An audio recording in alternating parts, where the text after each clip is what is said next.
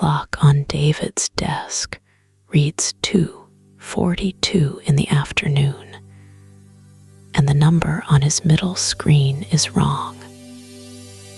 Before we go any further, if you want a new AI story every single night to fall asleep to, subscribe. One tap and a new story is waiting for you every evening. It says Procter & Gamble is down 37%. Procter & Gamble, the company that makes toothpaste and laundry soap.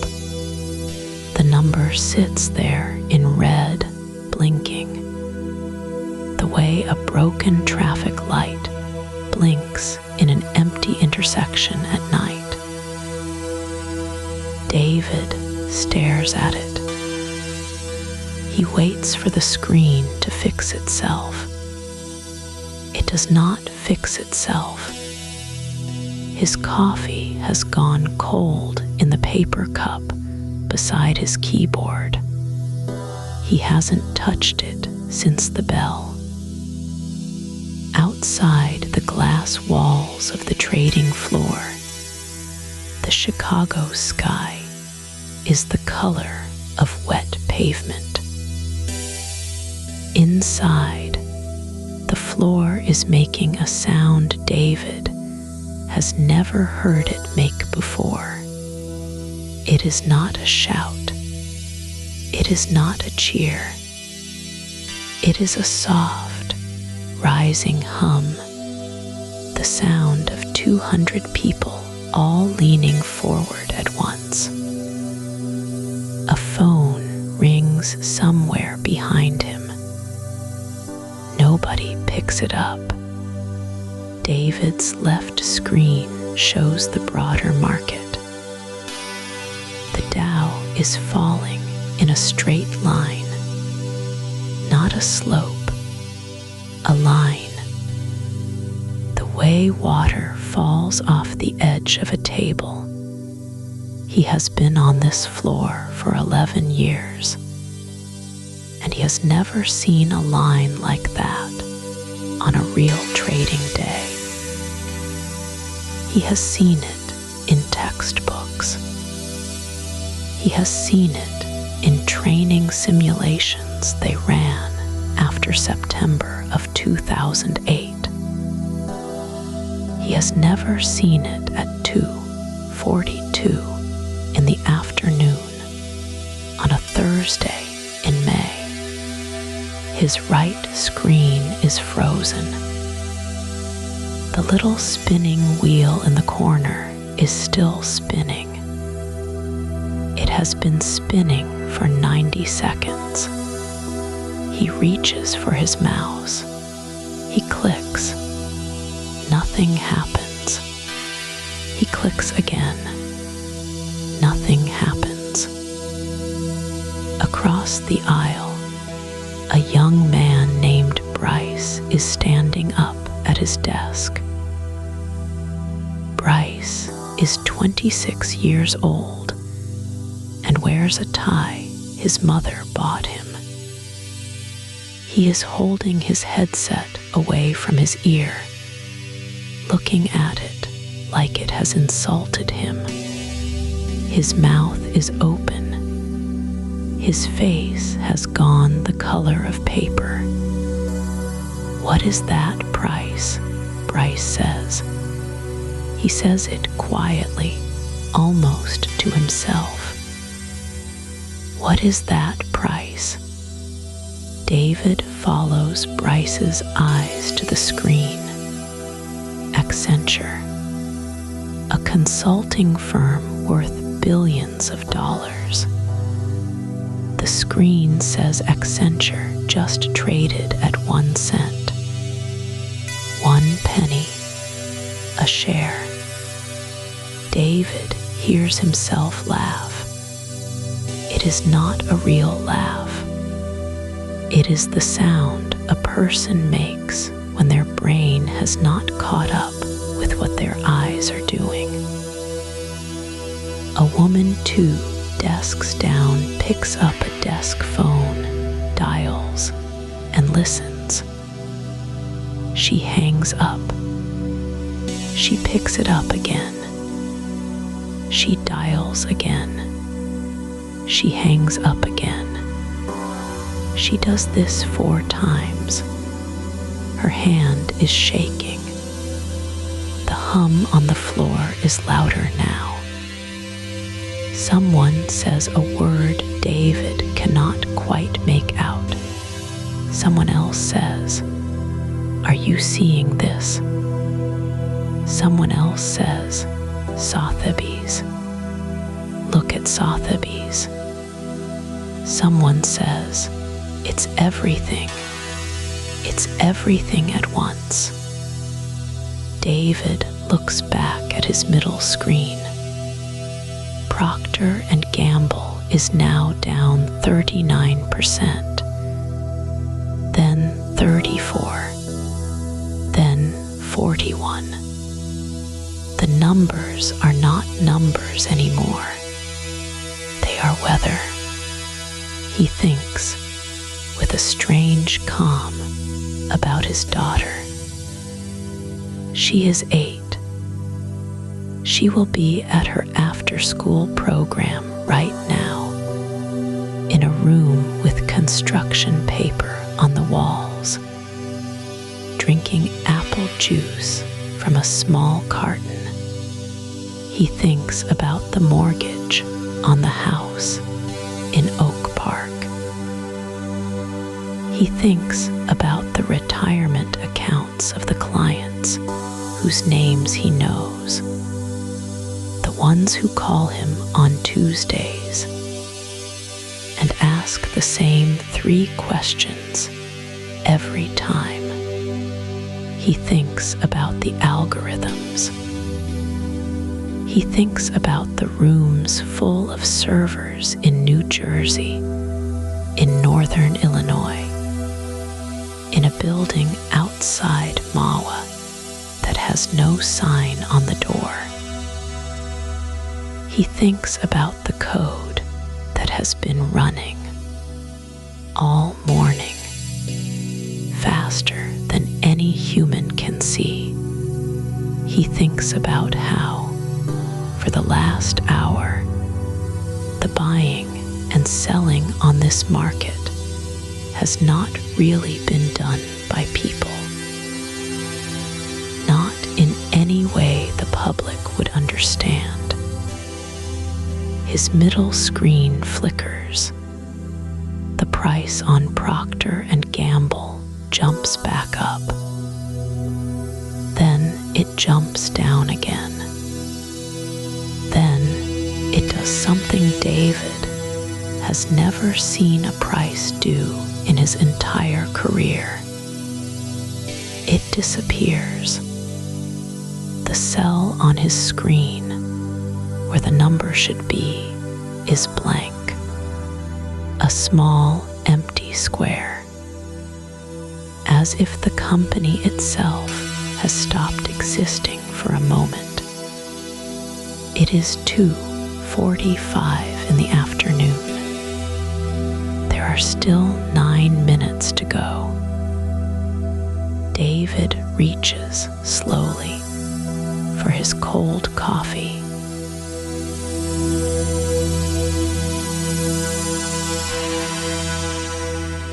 Rewind 7 months. October of 2009. Chicago in the early evening. The wind coming off the lake the way it always does, carrying that smell of cold water and roasted coffee from the carts near LaSalle Street. This is where we meet David. David Reinhardt is 42 years old. He lives in a 2-bedroom apartment in Lincoln Park with his wife, Jenna, and their daughter, Maddie, who is 7 and has just lost her first tooth. He drives a 2006 Honda Civic keeps swearing he will replace. He doesn't. He likes the car. It starts every morning, and that's enough. David works for a mid-sized broker-dealer with offices on the 18th floor of a glass tower near the Board of Trade. He is what people in his world call an execution trader. His job is simple to describe and hard to do well. When a pension fund or a mutual fund wants to buy or sell a large block of stock, David is one of the people who makes that happen without moving the price too much. He works the order. He breaks it into pieces. He watches the tape. He has been doing this for 19 years. His desk has 3 monitors, a Bloomberg terminal, a landline phone with a curly cord, and a framed photograph of Maddie on the day she was born.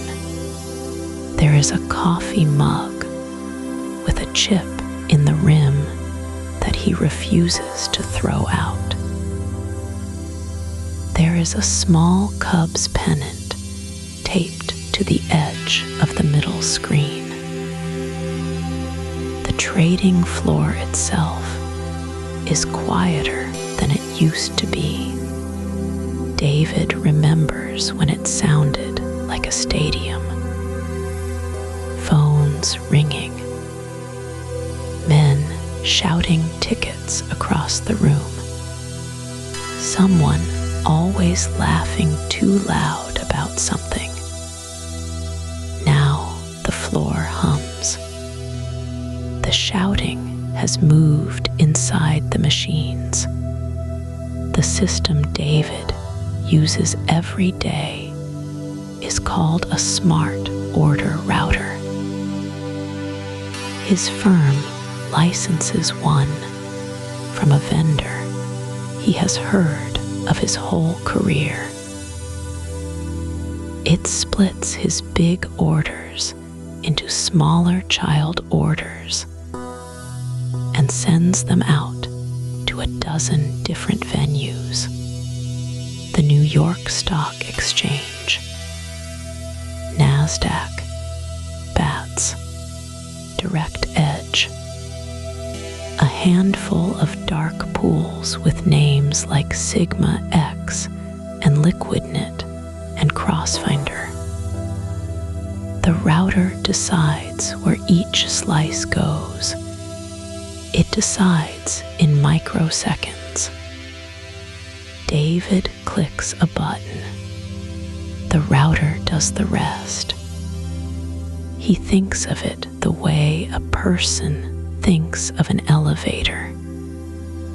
You press the floor you want. The cables and pulleys do their job. You don't look up at the shaft.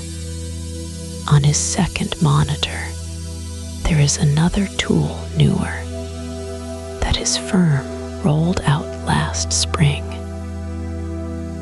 It is an execution algorithm called VWAP Pro.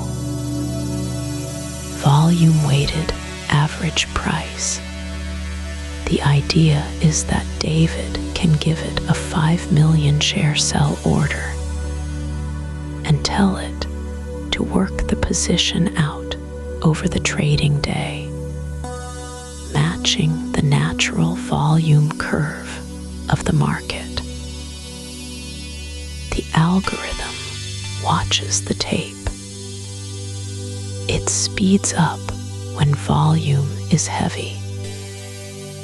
It slows down when volume is thin. It is supposed to make David invisible. David likes VWAP Pro. It works. His fills have been clean.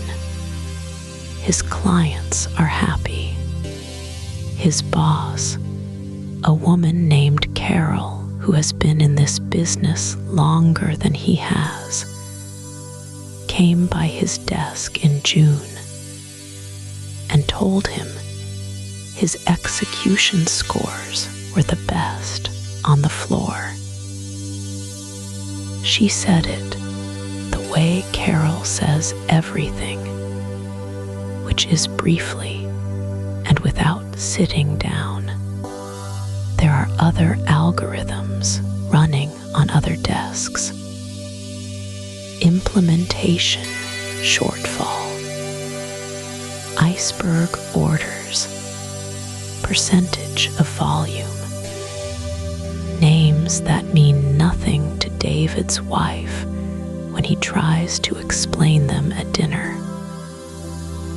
Jenna teaches 3rd grade at a public school in Bucktown. She nods politely. She asks if the algorithm has a name like a person. He says no. She says it should. David doesn't think about what happens on the other side of his trades. He doesn't think about the market makers, the high-frequency firms in New Jersey, and the suburbs west of the Loop. The ones with their servers cabled directly into the exchange data centers. He knows they exist. He has met some of them at conferences. They wear better suits than he does. They are pleasant.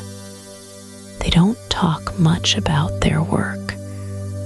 The market, in David's mind, is still the market. It moves up. It moves down. People are buying. People are selling. The machines are just faster phones. On the wall above his desk is a calendar from a charity auction. October fades into November. November fades into the holidays. Maddie is going to be a pumpkin for Halloween.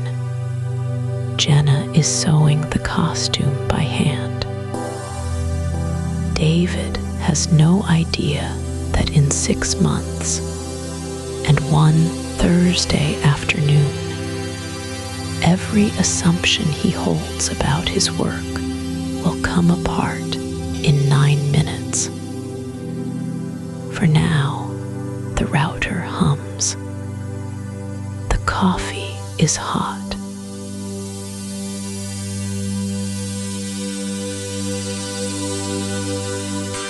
To understand what David lost, you have to understand what David came up in. In 1987, when David first walked onto the floor of the Chicago Mercantile Exchange, the room held about 3,000 people. Most of them were shouting. A few were waving. A handful were quietly making more money in a morning than David's father had made in a year of driving trucks. The floor smelled like sweat and paper and cold coffee.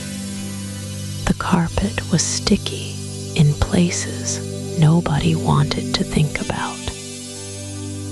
The pits were sunken octagons, stepped down like small amphitheaters. Each pit traded one thing: Eurodollars, S&P futures, live cattle, soybeans, You stood where your badge said you stood.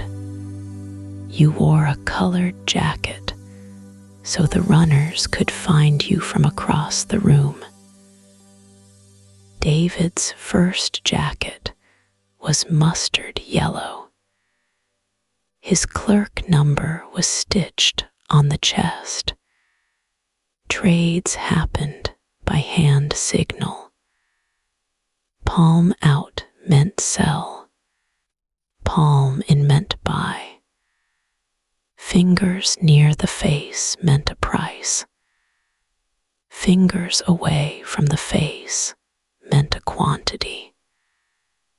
You learned the grammar of it in a week and the dialect of it over years. A good local could read the room the way a sailor reads weather. You felt the size of an order before you heard it. You knew when a big bank was unloading because you knew which broker took their flow, and you watched his shoulders. It was slow by the standards that would come later.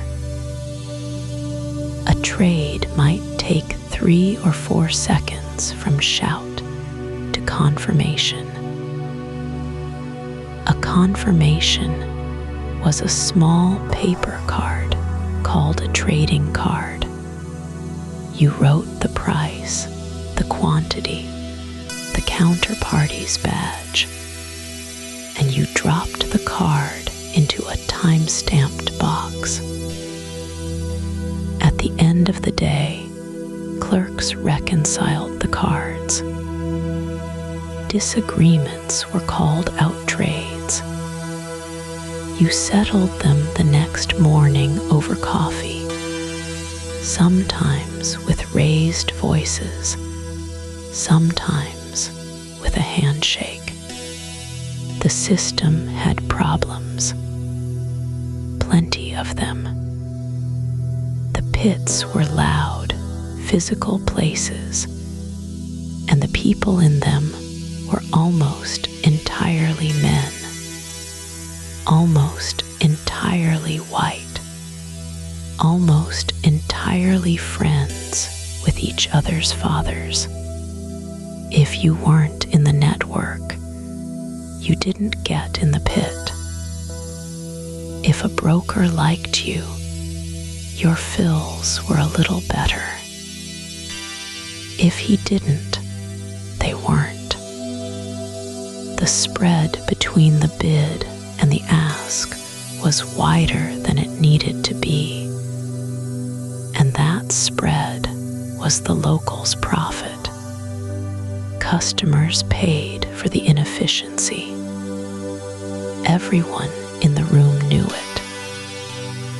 But the room also had something the room that came next would not. It had eyes. When something strange happened, somebody saw it. A price that didn't make sense made 100 people stop shouting at once. A rumor moved through the pit like wind through wheat. If a clerk made a fat finger error, his broker grabbed his wrist before the card hit the box. The mistakes were human-sized. They could be caught by humans. There was also recourse. If you thought you'd been cheated, you knew who to find. His name was on his badge. His firm was on his jacket. You could walk up to him after the close and have a conversation. You could file a complaint with the exchange, and a committee of other traders would hear it. The committee was imperfect. It protected its own, but it existed. It was a room you could walk into, a door you could knock on. David learned the trade from a man named Eddie Donovan, who had been in the bond pit since 1973. Eddie taught him to keep his cards in order, to never quote a price he wasn't willing to honor, to remember that the person across the pit was going to be across the pit tomorrow, and the day after that, and the year after that. Reputation, Eddie said, was the only real currency. Money was just how you kept score. By the late 90s, the floor was still loud, but quieter than it had been. Screens crept onto the edges of the pits. The Eurex exchange in Germany had gone fully electronic in 1998, and the Bund contract had migrated to it almost overnight. People in Chicago noticed. People in Chicago talked about it at lunch. David was 32 then. He had a wife, a daughter, a mortgage in Oak Park, and a seat on the exchange that had cost him $600,000. He believed the seat would be worth more next year. Everybody he knew believed the same thing. The floor had been there for over a century. The shouting had been there for over a century. It was hard to imagine a market without it. The thing about a world you can't imagine ending is that you stop watching for the end. You assume the floor under your feet is floor. You don't think of it as a stage that can be struck.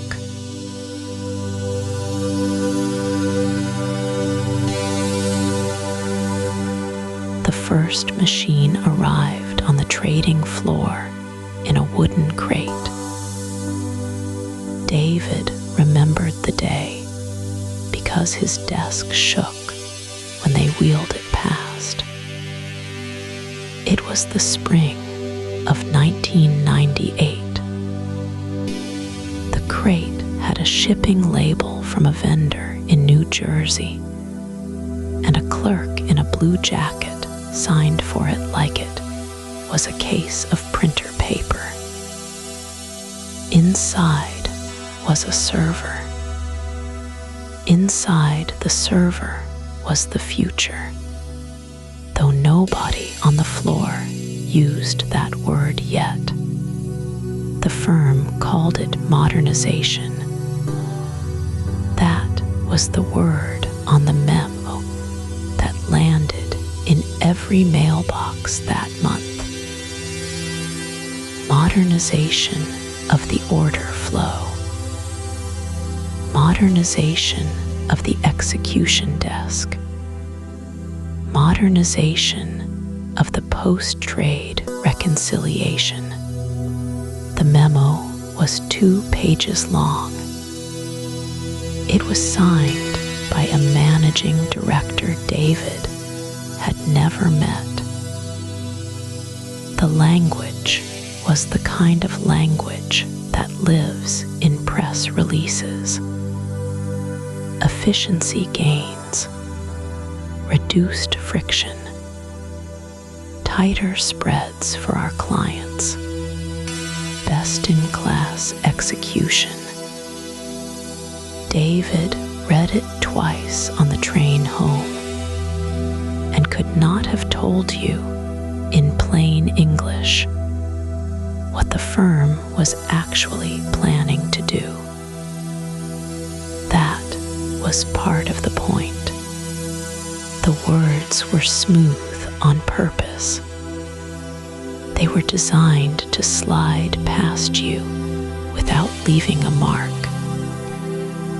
By the end of that year, the wooden crates were everywhere. Goldman had them. Morgan had them. The smaller shops had them too, leased from vendors, stacked in cooled rooms behind locked doors. The doors had keypads. The keypads had codes that the traders did not know. The firms hired a new kind of person to feed the machines. They were not traders. They had degrees in physics and math and computer science. They wore sneakers on the floor, which the old guard noticed first before they noticed anything else. They sat in a corner near the windows, behind a low partition, and they did not shout. They typed. They drank coffee out of paper cups, and they typed. David walked past their desks one afternoon and looked at the screens. The screens were full of numbers running down in green columns, faster than he could read them. One of the new hires, a quiet woman named Priya, noticed him standing there. She smiled and said, "It's a market maker." It quotes both sides. David nodded as if he understood and walked back to his pit. He didn't understand. Not then. He understood that a machine was now offering to buy and sell the same stock at the same time, thousands of times a second, and pocketing the small difference between the two prices. He understood that this was the job his uncle had done for 40 years, on a different floor, in a different city. He did not understand how a machine could do it. He did not understand who was responsible if it did the job wrong. The announcements kept coming. In 2001, the exchanges moved from fractions to decimals, and the spreads collapsed from 1/16 of a dollar to single pennies. The press release called it a win for the retail investor. It was, in a narrow sense. It was also a quiet invitation for the machines to take over, because at a penny wide, no human could afford to stand in the middle anymore.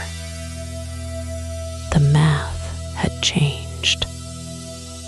The math now favored speed.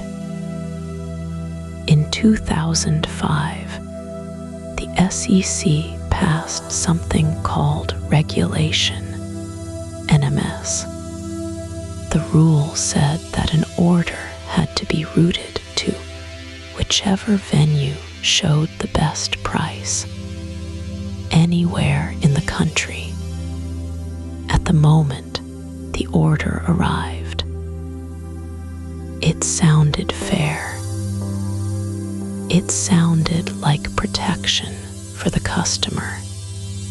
What it actually did was force every broker, every fund, every pension manager to plug their order flow into a network of competing electronic venues, and to trust the network to find the best price in milliseconds.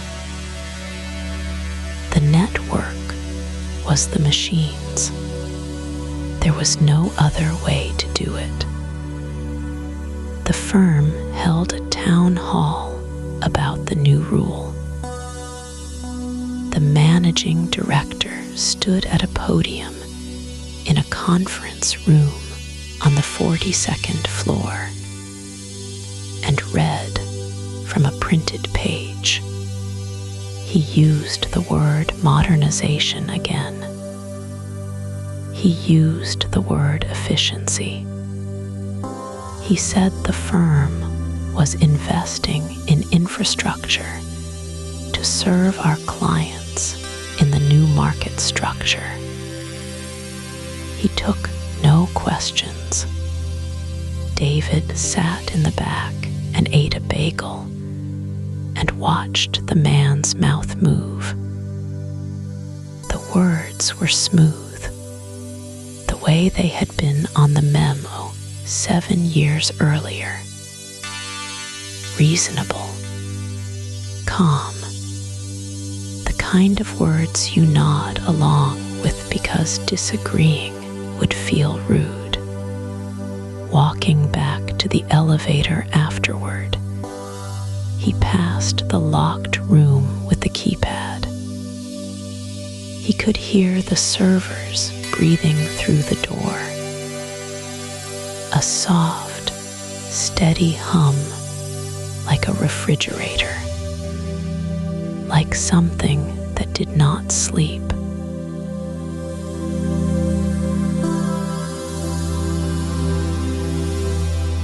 For a while, the new world felt better than the old one. David noticed it first in the small things. The morning coffee tasted the same. The L train still rattled past his window at 6:15. But by the time he reached his desk on the trading floor, something had shifted. The phones rang less. The shouting was gone. The room sounded like a library that had learned to hum. His screens told the story. Spreads on the most traded names had narrowed. A stock that used to cost 2 cents to cross now cost half a cent. On some names, less. The savings were small per share. Across a day, across a year, across a country, they were not small at all. The bosses called this execution quality. David called it cheaper trades. They meant the same thing. In April, the firm held a town hall in the cafeteria. They wheeled in a screen and dimmed the lights. The head of equities, a man named Glenn, stood beside a slide that read in clean white letters, average fill time, 4.2 milliseconds, down from 1.6 seconds. Glenn smiled at the room and said, "We are now 400 times faster than we were 18 months ago." People clapped. Somebody whistled. David clapped too, because the number was real, and because the bonuses that year had been good. A trade publication picked up the story. It was called Traders Magazine, and the piece ran with a photograph of Glenn standing in front of the server racks. The headline said, "Chicago desk cuts costs by 38% with new routing engine." The reporter quoted Glenn saying the firm had removed friction the human eye couldn't see. David read it on the train home and felt something close to pride. He had been part of that. His name was not in the article, but his work was. 2 weeks later, a consultancy called Tab Group published a white paper. David did not read the whole thing. The summary was enough. Algorithmic execution, the report said, was now responsible for more than 60% of U.S. equity volume. Costs to retail investors had fallen to historic lows. Liquidity, the report said, had deepened materially. It was the kind of sentence that sounded like good news, even if you weren't sure what it meant. 2 competing firms announced that same month that they were licensing the same vendor's matching engine. A press release from one of them used the phrase best-in-class infrastructure. Another used next-generation market access. The vendor's stock went up 9% in a single afternoon. The CEO of that vendor posted on LinkedIn, proud of the team, proud of the mission. We are making markets work for everyone. It got 4,000 likes. On the floor, the mood was strange and good. The older traders, the ones who had once screamed themselves hoarse in the pit, walked around looking slightly lost and slightly relieved. One of them, a man named Sal, who had worked the floor since 1986, told David at the coffee machine, "I sleep better now. I don't dream about the open anymore." He laughed when he said it. David laughed too. Glenn got promoted in May. The announcement came in an email with the subject line, "Leadership Update." He was now head of Electronic Markets, Americas. There was a small reception in a glass-walled conference room. Someone brought a sheet cake. The icing said, "Onward and upward." David ate a piece standing near the window, looking down at La Salle Street, where the cabs still moved the way cabs had always moved. Nobody objected because there was nothing to object to. The trades cleared. The numbers were better. Customers paid less. The firm earned more. Regulators received their reports on time, and the reports showed exactly what they were supposed to show. The auditors signed. The compliance team signed. The risk team signed. Every measurement that anyone had thought to take was showing green. This is the part of the story that matters most, and it is the easiest to miss. The system was not yet wrong. It was, by every metric the firm tracked, exactly what had been promised. Faster, cheaper, cleaner. The men and women who built it were not lying. The executives who sold it were not lying. The reporters who wrote about it were not lying. The white papers were accurate. The press releases were accurate. The LinkedIn posts were, in their way, sincere. What no one was measuring in those bright early months was what the system would do when it met another system exactly like itself. On a day when something small went wrong, there was no metric for that. There was no slide for that. There was no cake. David finished his coffee and went back to his desk.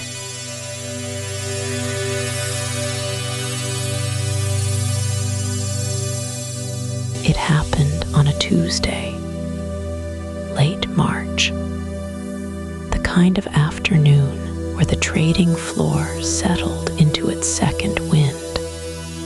The lunch crowd back at their desks, the coffee cups going cold next to mice that hadn't moved in 20 minutes. David was watching the E-mini S and P futures. His system showed him 3 screens at once.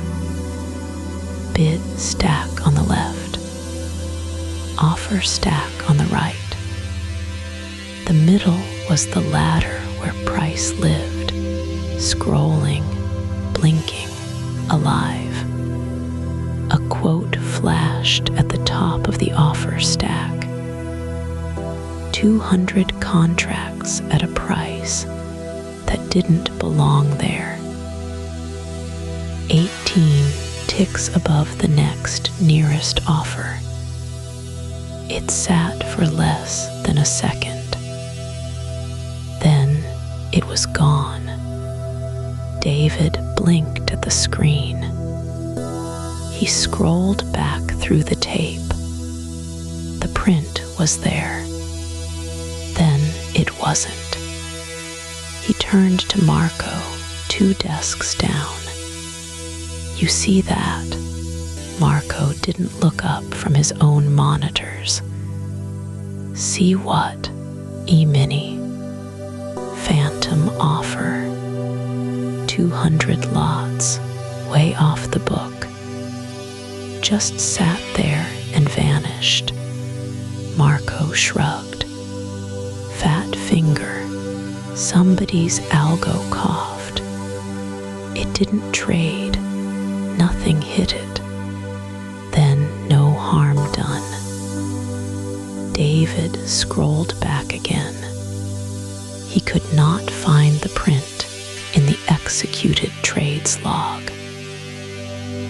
It had appeared in the order book, lived for under a second, and then disappeared without ever being a real price anyone could have hit. That's weird though, right? A quote that nobody could touch. Marco finally looked over.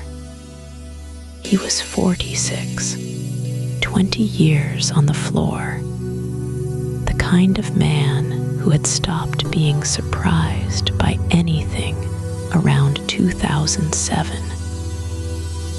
Kid, you know how many quotes a second go through this thing now? A lot. Hundreds of thousands. Across all the venues. Some of them are real. Some of them are bait. Some of them are accidents. The matching engine sees all of it. Your screen sees maybe 1 in 1,000. You happen to catch one. So it was bait. Could be a market maker pulling a quote because their model saw something twitch. Could be a latency thing. The quote showed up on your feed half a second after it was already canceled. Could be a glitch in the data vendor. Could be a lot of things. David nodded slowly. He wanted that to be enough. Should I write it up? Marco actually laughed. It wasn't unkind.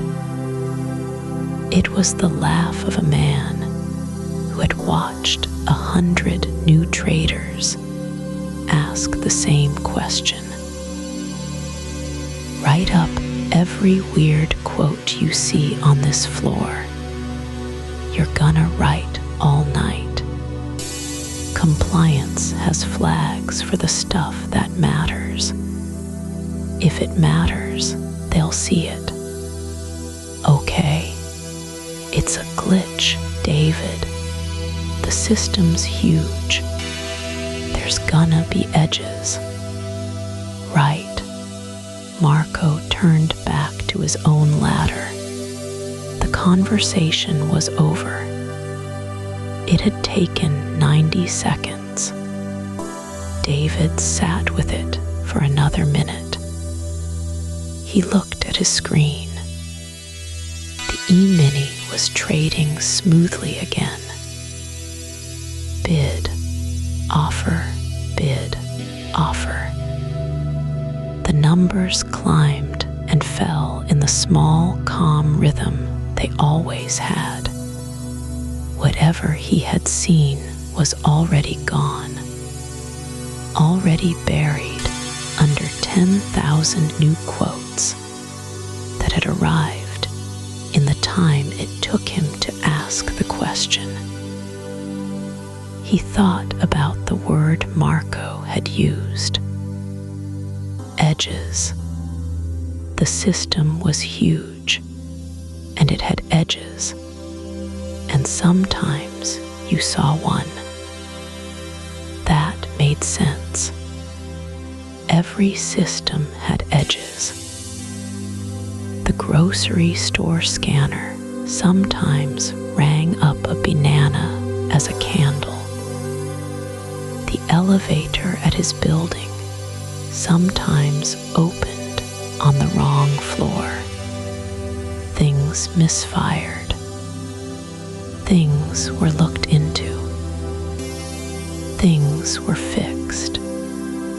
He clicked back to his working orders. He had a spread trade he was running between 2 contract months, and the model wanted him to adjust the leg ratio. He typed in the new size. He hit send. The order went through in under a millisecond. The confirmation flashed green. The phantom quote slid out of his mind. By 4 o'clock, he had forgotten it entirely. By the close, he was thinking about dinner. By the time he was driving home on the Kennedy, watching the brake lights bloom and fade ahead of him. The only thing in his head was whether his wife had picked up the dry cleaning. The print he had seen would not appear in any report. It was too small. It was too brief. It had not caused a loss. It had not triggered an alarm. It existed only on the tape, and the tape was so long that no human would ever read all of it. But the system that had produced it was still running, and it would produce another one tomorrow, and another one the day after that. And somewhere in the quiet machine-speed conversation between thousands of algorithms that had never been introduced to each other, the phantom quotes were starting to talk. David did not know that yet. Marco did not know that yet.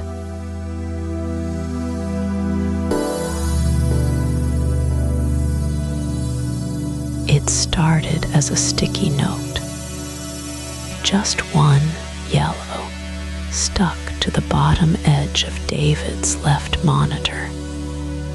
He wrote 2 words on it, phantom quotes. Underneath, he scratched the date and the time. April 14th, 12:07 in the afternoon. He didn't know yet that he would need a bigger note. The next one came 2 days later. Same window. Lunch hour, give or take. A bid appeared at a price that made no sense. Sat there for less than a second and was gone before he could click on it. The book repainted itself like nothing had happened. David peeled off another sticky note and wrote the time down.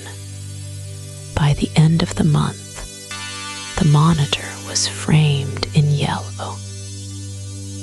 Little squares along the bezel like teeth. His desk neighbor, a younger trader named Priya, asked him what they were for. He told her.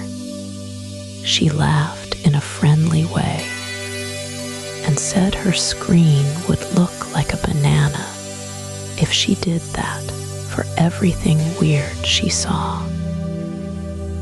Then she stopped laughing. She said quietly that she'd seen one too. Tuesday, right before she went to get a sandwich. David started a list in his phone. He labeled it lunch. He felt a little silly typing the word, but the pattern was there. The phantom quotes clustered between 11:30 and 1.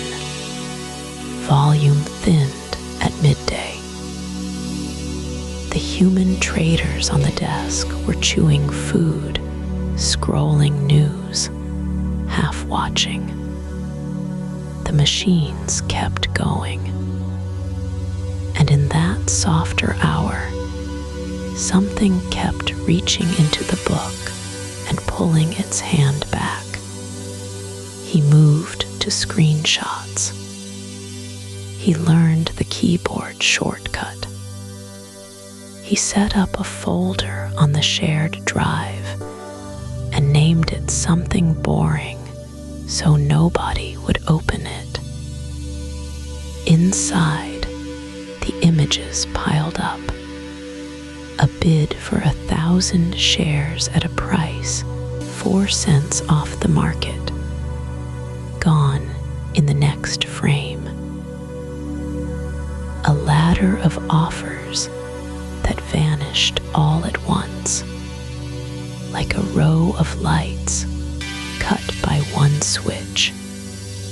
A trade printed at a price that wasn't on either side of the book a heartbeat before.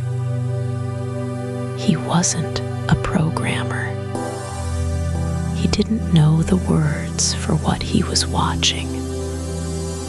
He knew it the way a mechanic knows a bad bearing. By the sound, by the feel, by the small wrongness in something that should be smooth. He waited until a Thursday to bring it to Glenn. Glenn ran the desk. Glenn had been at the firm 22 years, had a corner office with a glass wall, and kept a framed photo of his daughter's swim team on the credenza. David liked him. He brought a printout of 12 screenshots in order, with the times written underneath in pen. Glenn looked at the first page for maybe 4 seconds. He turned it over. He looked at the second page for less. "David," he said. His voice was warm. That was the part that stayed with David later. The warmth. These look like fat fingers or stale feeds.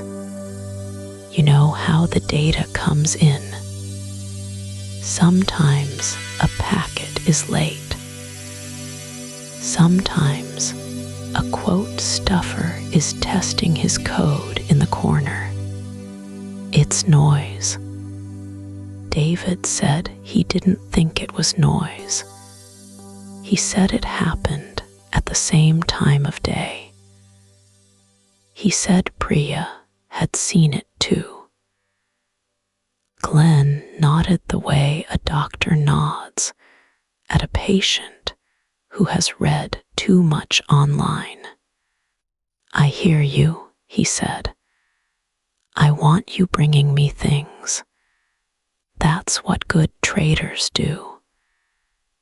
But I'd hate for you to spend your week chasing flickers. The system is working. The P&L is good. Compliance hasn't flagged anything. The exchange hasn't flagged anything. If something real was happening, it would be in a report on my desk by Friday morning." He smiled. He handed the printout back. "Keep your eyes open. Don't make a religion out of it." David said okay. He took the printout. He walked back to his desk. He sat down. The yellow squares were still there on his monitor. Priya glanced over and raised her eyebrows. He shook his head, just a little. He did not throw the printout away. He put it in the bottom drawer, under a stack of expired ID badges and a birthday card from someone who didn't work there anymore. He opened the folder on the shared drive and added the screenshots from that morning. There were 3. At 12:41, he watched a bid appear at a price that wasn't there, then disappear. He took the screenshot. He wrote the time in his phone. He ate his sandwich at his desk. The market kept moving, smooth on the surface, the way a river looks smooth right before the bend.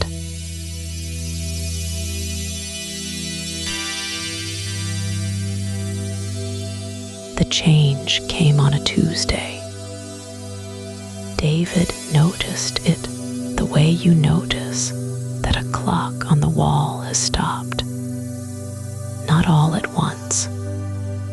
Just a feeling that something in the room is off. He had pulled up the same screen he checked every morning. The market depth chart for an S&P futures contract. 2 weeks earlier, when those phantom quotes had flickered across his terminal at lunch, his monitoring tool had flagged them in soft orange. Anomaly, possible stale quote, review. The orange was gone. David scrolled down. He scrolled back up. He clicked into the legend, the little box that told you what each color meant. Orange used to sit between yellow and red. Now there was just yellow, and then red, and a new band of pale blue labeled liquidity event. He stared at that phrase for a long time. Liquidity event. 2 words doing a lot of quiet work. He opened his email. He typed the name of the vendor into the search bar. The company that sold the monitoring software to the firm. The one every trader on the floor used to watch the shape of the market. He found a release note from the previous Friday, sent at 6:14 p.m., addressed to system administrators. He had not been on the list. There was no reason he should have been. The note was 3 paragraphs long. The second paragraph said the anomaly classifier had been retrained on data from the previous 18 months. The third paragraph said certain quote patterns previously flagged as anomalies were now reclassified as expected market behavior. There was a footnote. The footnote said the change reflected the evolving structure of modern electronic markets. David read it twice. Then he read it a third time because he wanted to be sure he understood. The phantom quotes had not stopped happening. The system had simply decided they were no longer strange. He walked over to Marcus, 2 desks down, the quiet one who had been on the floor almost as long as David.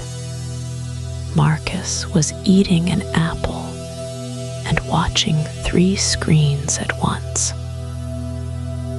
"Did you see the release note from Friday?" David said. Marcus did not look up. From who? The monitoring vendor. They retrained the anomaly model.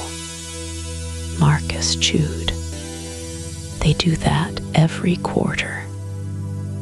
They reclassified the lunch hour stuff. The flickers.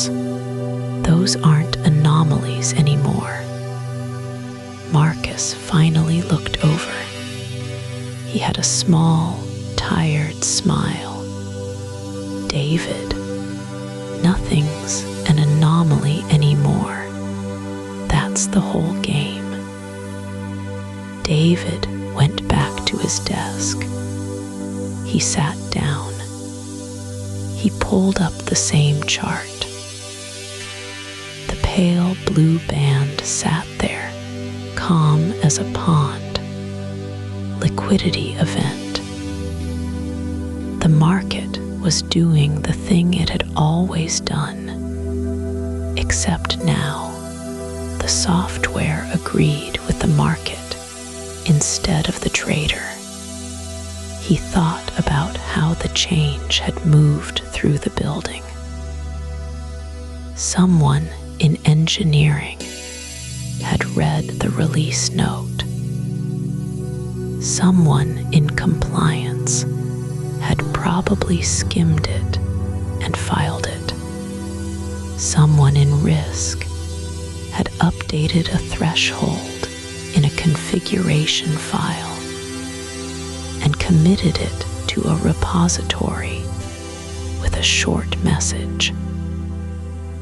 Threshold update per vendor guidance.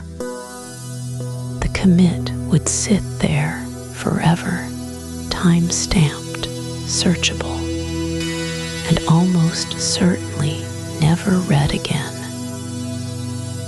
Nobody had lied. Nobody had hidden anything.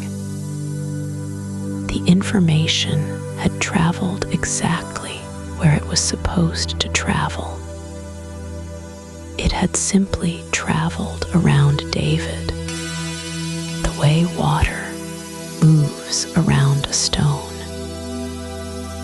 He remembered something his first boss had told him back in the open outcry days. If you change what you measure, you change what you see. And if you change what you see, you change what you do. The phantom quotes had been a warning. Now they were weather. He opened a small notebook he kept in his desk drawer. A real notebook, paper, the kind nobody used anymore.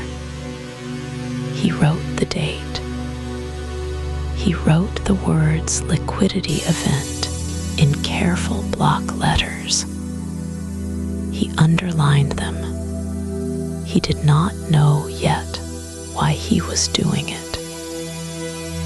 He only knew that something had been renamed, and that the renaming was the kind of thing that mattered later, when people were trying to figure out when exactly the ground had shifted. He thought about calling the vendor. He thought about asking what data they had used to retrain the model. He thought about how that conversation would go. A polite young analyst somewhere in a glass office, explaining patiently that the model reflected market reality. He could already hear the voice. He could already hear his own voice trailing off, because what was he going to say? That reality looked wrong to him. The market opened. The numbers began to move. The pale blue band stayed quiet on his screen. David watched it, and the morning carried on. And somewhere in a server rack, a new definition of normal hummed along, untouched, agreeing with itself.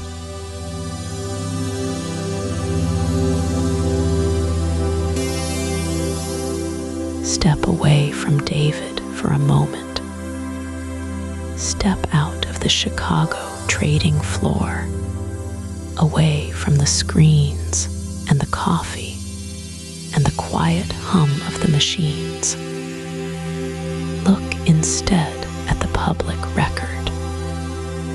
Look at what the regulators wrote down. Because the strange things David had been noticing on his desk were not new. They were not rare.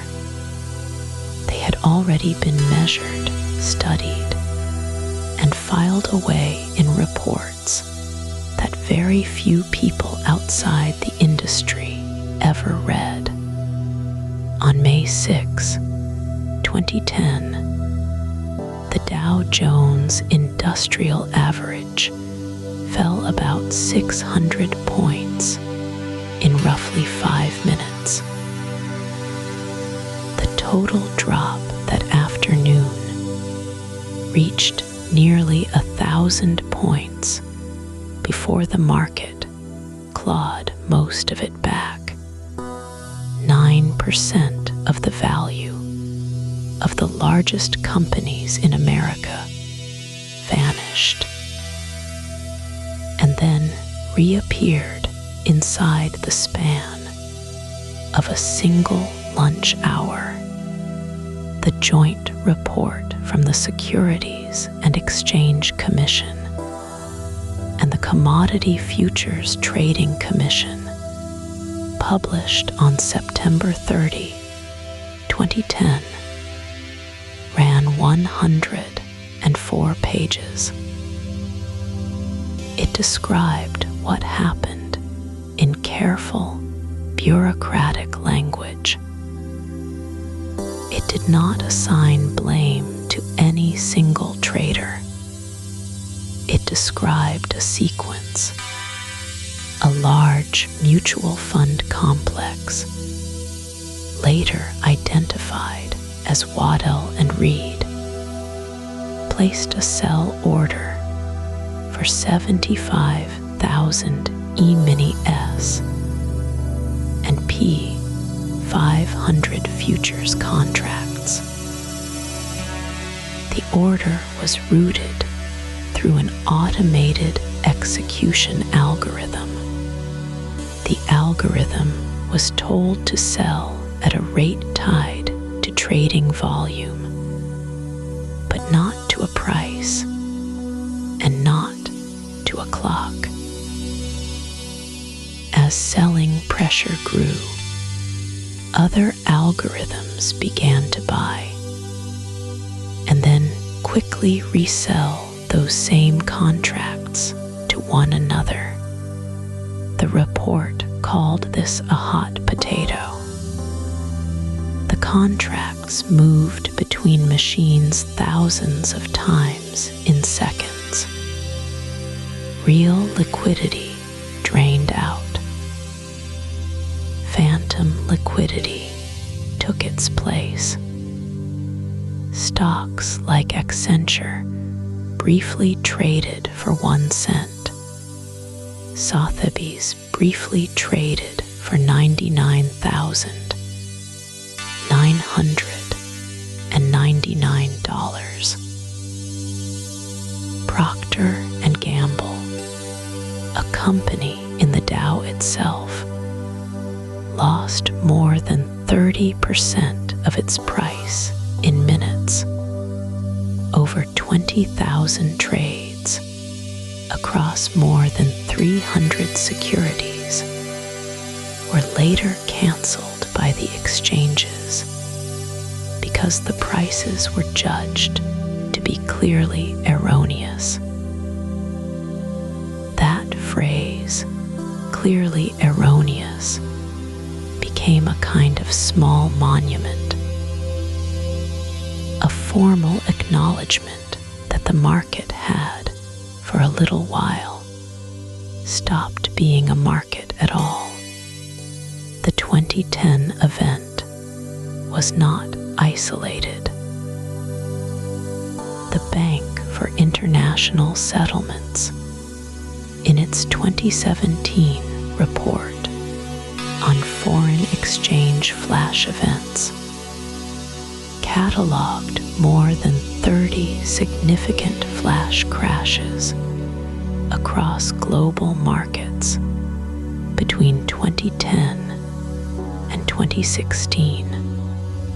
The October 15, 2014 Treasury flash rally, in which yields on 10-year government bonds moved more in 12 minutes than they had in any single day since 2009, was studied in a joint staff report by 5 federal agencies.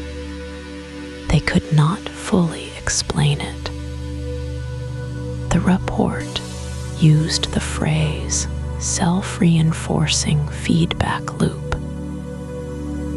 It used the phrase liquidity providers became liquidity takers. It did not name a villain.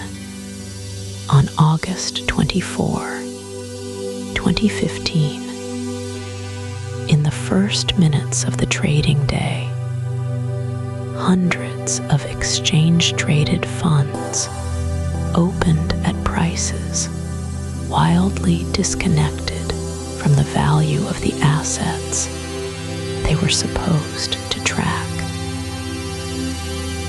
The Guggenheim Equal Weight ETF fell 35%. Around 1,200 trading halts were triggered before lunch. The SEC's research note that December was 28 pages long. It described, again, the interaction of automated market makers withdrawing as volatility spiked. On August 1, 2012, Knight Capital Group, one of the largest market makers in the United States, deployed new software to its production servers. A piece of old code, dormant for 8 years, activated by mistake. In 45 minutes, the firm executed 4 million trades it did not intend to make. It lost $440 million. The company, which had handled around 10% of all American equity trading volume the day before, was effectively insolvent by sundown. It was sold within months.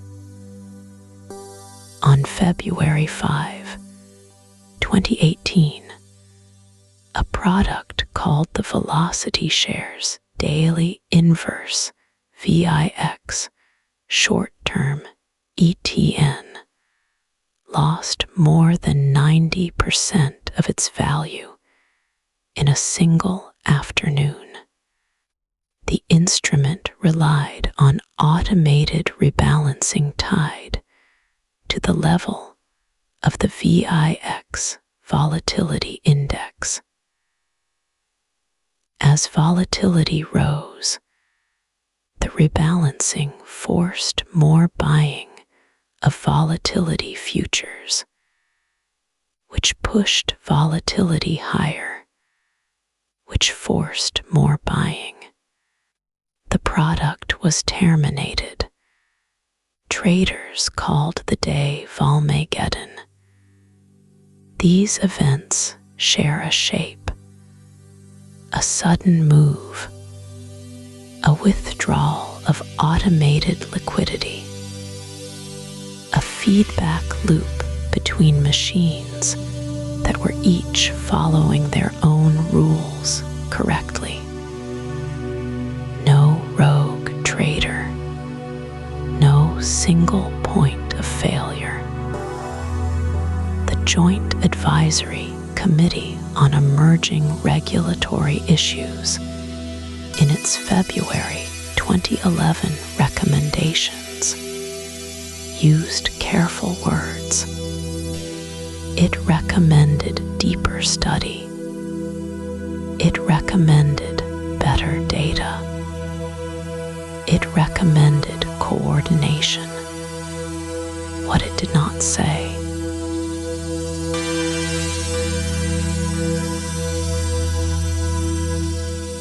David bought the book on a Tuesday in the spring of 2014.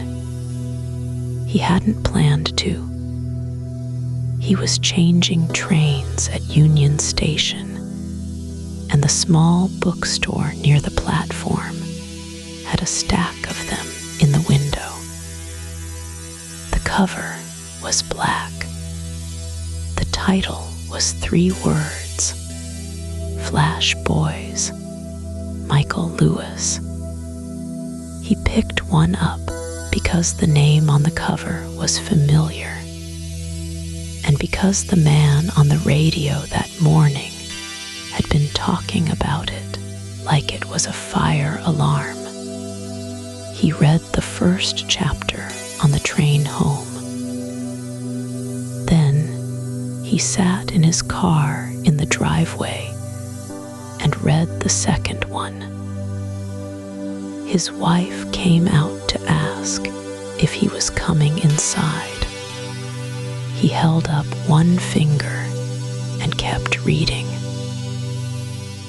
Lewis had not written a quiet book. He had written it like a man kicking down a door. On the television that week, sitting across from a calm interviewer on 60 Minutes, Lewis said the thing out loud. The United States stock market, the most iconic market in global capitalism, is rigged. He said it slowly. He said it twice. The interviewer blinked. David watched the clip the next morning on his phone in the break room with the coffee getting cold in his hand. He watched it again at lunch. Lewis was not a trader. Lewis was a writer.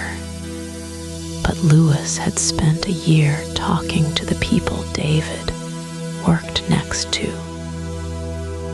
The people who built the boxes in the server room. The people who paid for the cable that ran in a straight line from Chicago to New Jersey. The book named names. It named exchanges.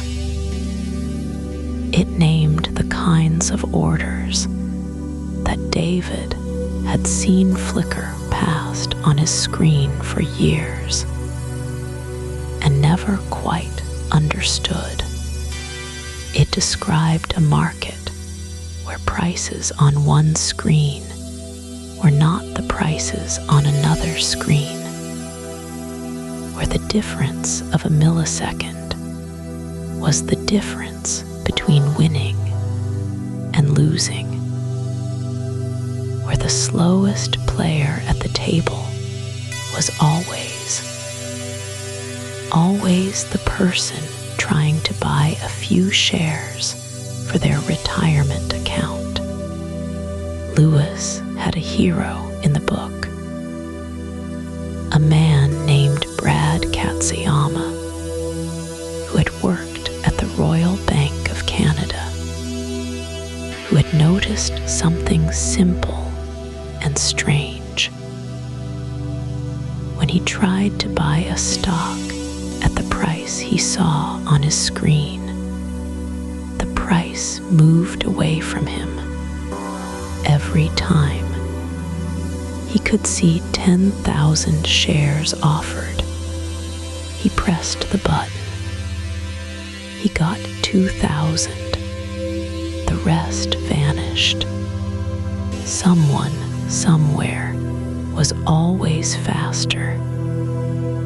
Katsuyama had spent years figuring out why. He had built his own exchange, called IEX, with a coil of fiber optic cable wound up in a box. The coil added a tiny delay, 350 microseconds, enough to make the fast players slow, enough to make the market fair again, or at least more fair than it had been. The reaction when the book came out was not quiet. A man from the Bats Exchange went on television to argue with Katsuyama live on the air. He shouted. He sweated. The video went around the trading floors like a fire. The man resigned from his chairman position within a week. The FBI announced an investigation. The New York Attorney General announced an investigation. The SEC, which had been quiet for a long time, said it was looking at high-frequency trading practices. Senators held hearings. A trader from Citadel was called to testify. A man from Virtu Financial filed paperwork to go public, and then quietly pulled the filing when the heat got too high. And then, slowly, the noise went away. The hearings ended.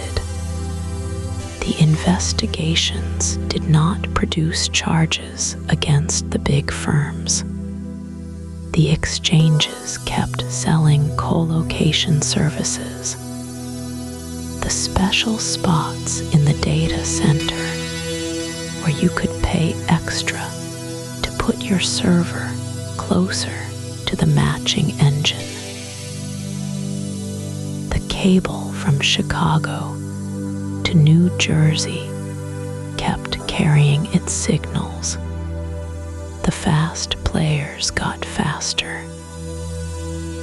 IEX got approved as a real exchange in 2016, 2 years after the book came out, and it stayed small, a rounding error in the volume of the market.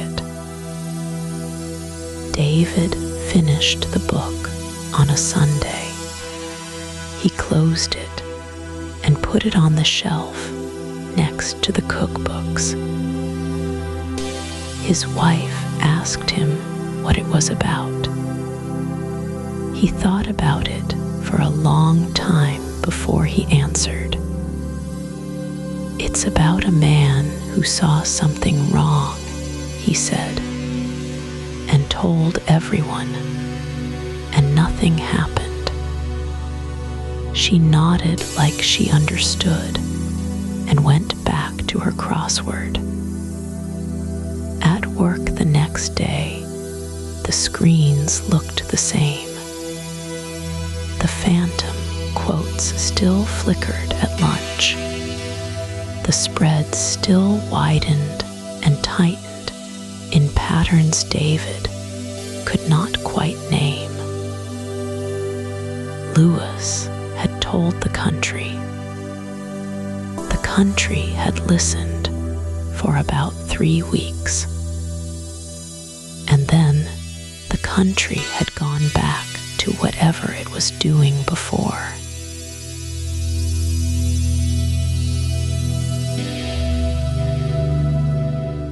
Her name was Linnea Whitford. she was 46 years old. She worked 2 floors above David in a glass-walled office that looked out over the river. Her title was Senior Risk Officer. She had been at the firm for 11 years. Before that, she had worked at the Federal Reserve Bank of New York. Before that, she had studied mathematics in Stockholm. She was not a hero. She was a person who took notes. On the morning of April 14th, 2010, 3 weeks before the crash, Linnea sat at her desk with a stack of paper and a red pen. The stack was a quarterly attestation. Every senior risk officer at every major trading firm signed one. It was a routine document. A signature said the firm's automated trading systems had been reviewed, that risk limits were in place, that the controls worked as designed. Linnea had signed 11 of them over the years. This one she would not sign. She had spent the previous month reading the system logs. She had asked the quantitative team for the parameters on the new market-making engine. She had asked how the engine behaved when liquidity thinned. She had asked what would happen if 3 or 4 similar engines at 3 or 4 similar firms all pulled their quotes at the same time. She had asked who exactly could shut the system off and how quickly. The answers were polite. The answers were also incomplete. She wrote a memo. It was 4 pages long. It was dated April 14th, 2010. She addressed it to the firm's chief risk officer, with copies to the head of electronic trading and to general counsel. The subject line read, Attestation deferred pending control review. The memo was not dramatic. It used the language of compliance. It cited internal policy numbers. It referenced a 2009 Industry Working Group report on algorithmic interaction risk. It noted that the firm's kill switch procedure required 3 separate human approvals and an average of 4 minutes to execute. It noted that at current message rates, 4 minutes was a long time. She wrote one paragraph that was less technical than the rest. It read, Our models assume that liquidity providers will continue to provide liquidity. We do not have a control that activates when they stop. We do not have a procedure for the case in which our own withdrawal contributes to the withdrawal of others. I cannot attest that we do. She printed 3 copies. She walked them down the hall herself. She put one in the inbox of the chief risk officer's assistant. She handed one to the head of electronic trading, who was on a call, and nodded without looking up. She left one with General Counsel's secretary, who initialed a receipt. Then she went back to her office and sent an email summarizing the memo with the PDF attached to the same 3 people. She copied her own personal email account. She copied no one else. The response came 2 days later. It was from the chief risk officer. It was 3 sentences. It thanked her for her diligence. It said the points raised would be addressed in the next quarterly cycle. It asked her to sign the attestation with a footnote. She did not sign. She did not resign either. She did not call a reporter. She did not write to the Securities and Exchange Commission.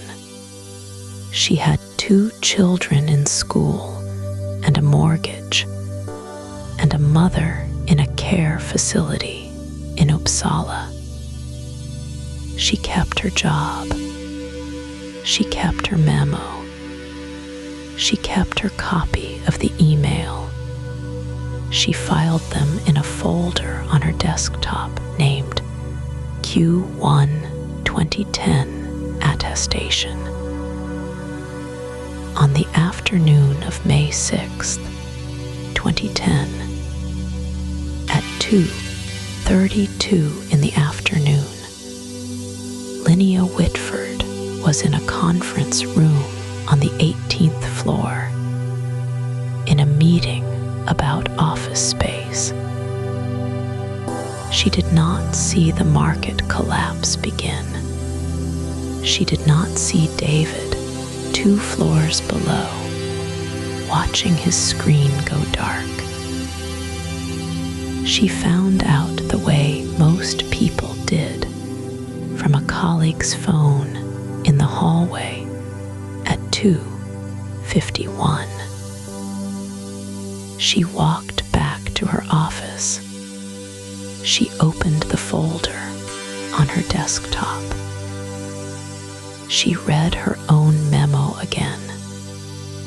She closed the folder. She did not say anything to anyone in the building that afternoon. Years later, after the investigations, after the reports, after the depositions, a journalist would find her memo in a discovery document. The journalist would call her. She would speak for 20 minutes. She would not raise her voice. "I wrote it down," she said. "I sent it to the people who needed to read it. That was what I could do." The signature was the only piece of leverage I had, and I used it. It was not enough. 3 weeks, 4 pages, 1 unsigned line.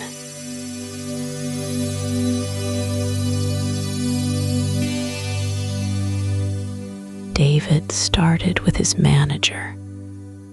Her name was Pamela. She had run the desk for 11 years, and she liked David in the careful way that managers like people who do not cause problems. He brought her a folder. Inside the folder were 6 pages.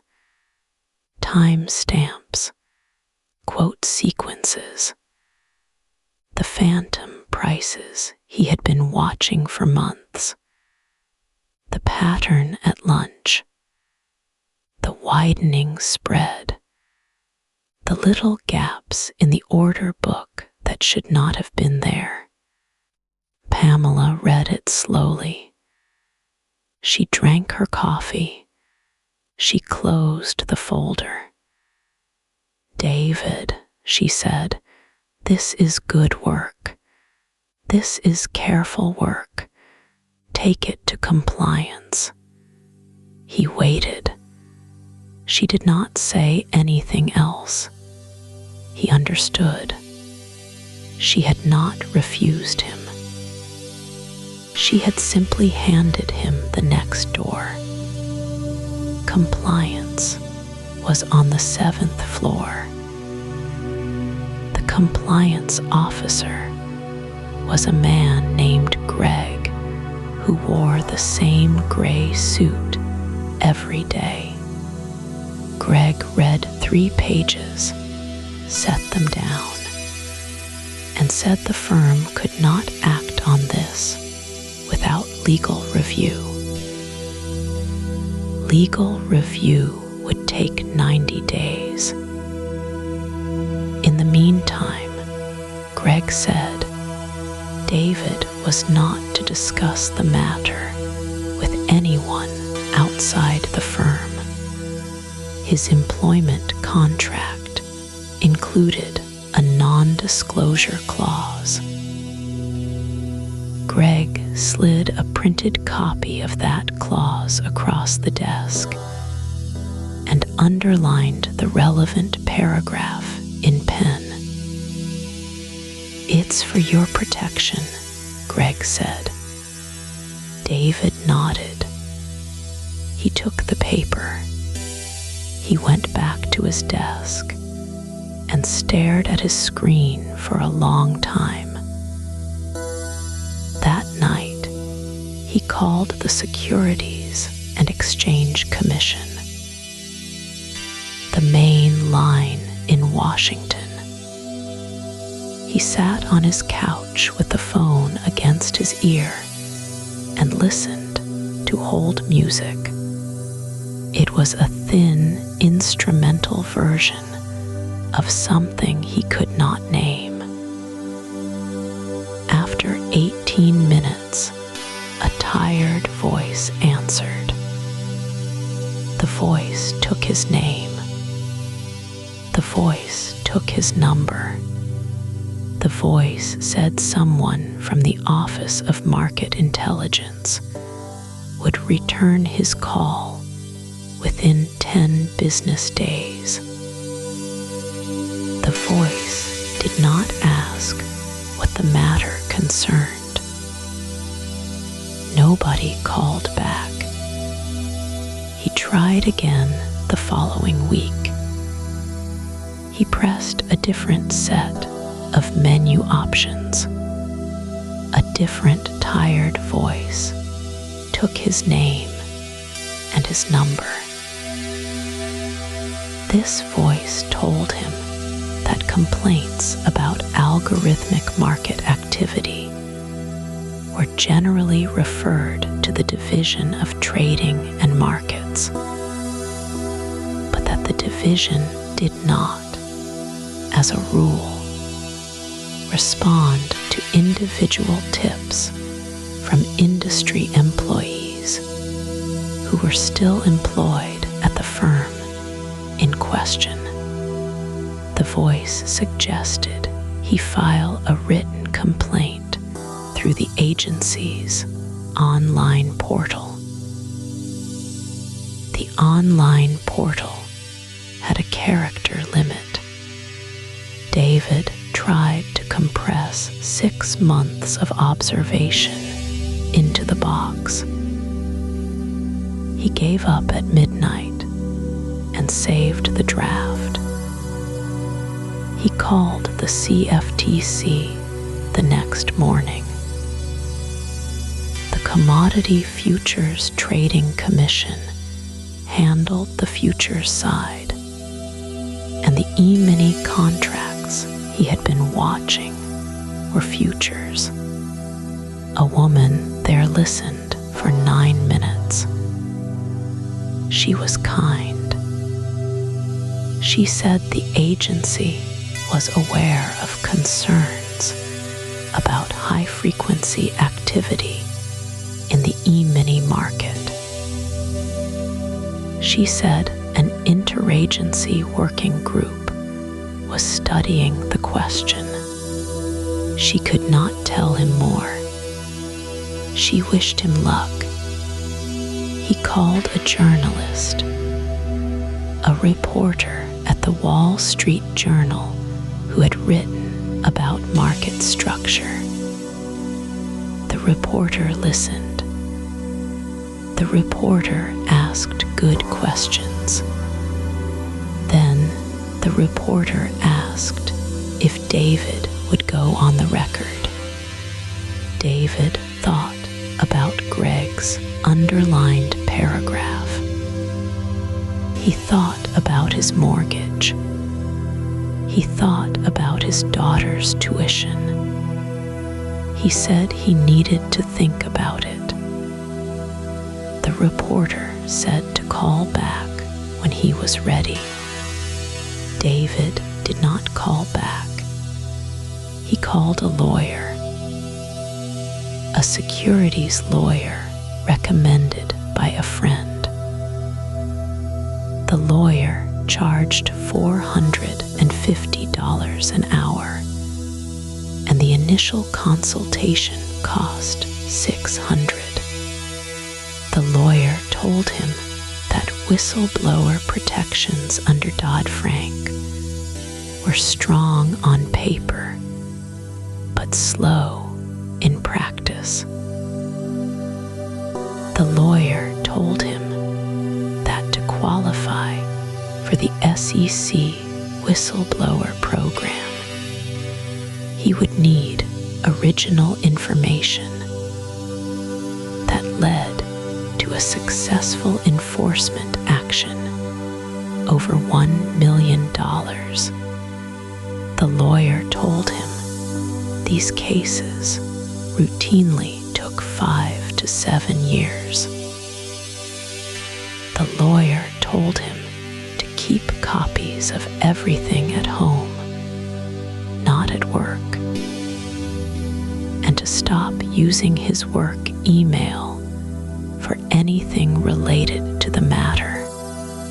David paid the $600 and drove home. He sat in his car in the driveway for a while before going inside.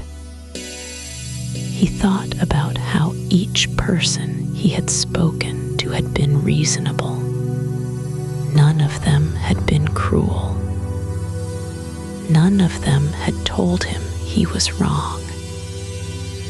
They had simply, one by one, explained why the thing he was describing was not their problem to solve today. The compliance clause, the 90-day review, the 10 business days, the character limit, the working group, the on-the-record question, the 5 to 7 years.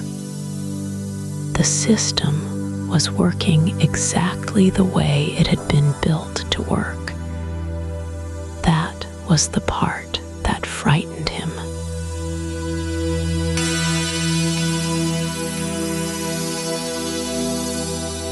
Step back from the trading floor for a moment. Step away from David and his screens and the hold music and the slow chill of an afternoon that hasn't gone wrong yet. The story now moves to paper, to the documentary record, to the things that were written down before the thing happened, and signed and filed and forgotten.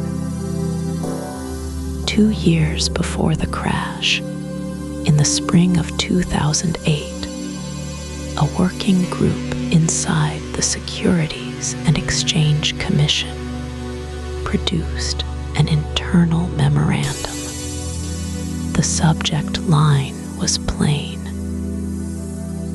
It described, in careful language, a scenario in which a large automated sell order, executed without regard to price or time, could interact with high-frequency market makers in a way that drained liquidity from the equity markets within minutes.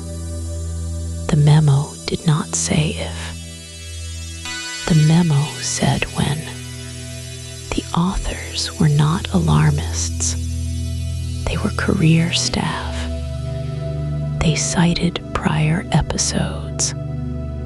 They referenced the mini crashes of the late 90s, when single algorithms had pushed individual stocks sideways for reasons no human could later explain.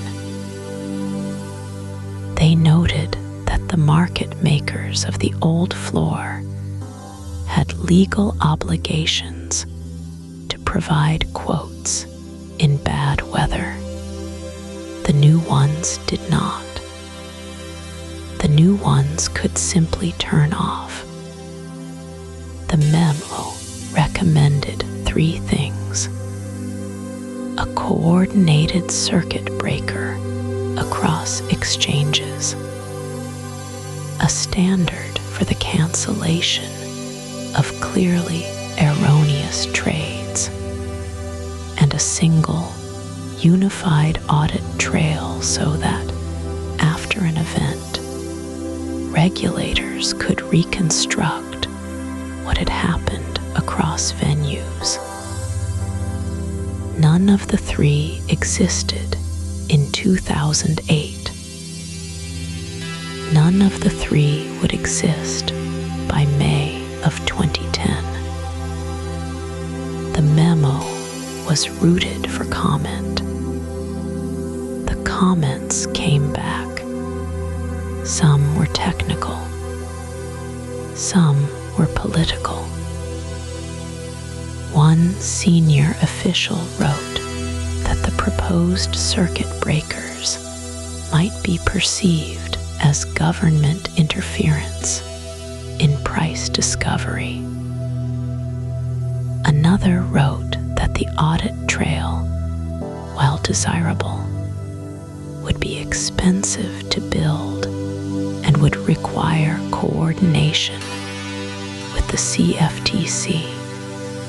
The CFTC at that time was preoccupied with the unwinding of the credit crisis. The memo was marked for further study. It went into a drawer. Inside the exchanges themselves, similar documents existed at the New York Stock Exchange.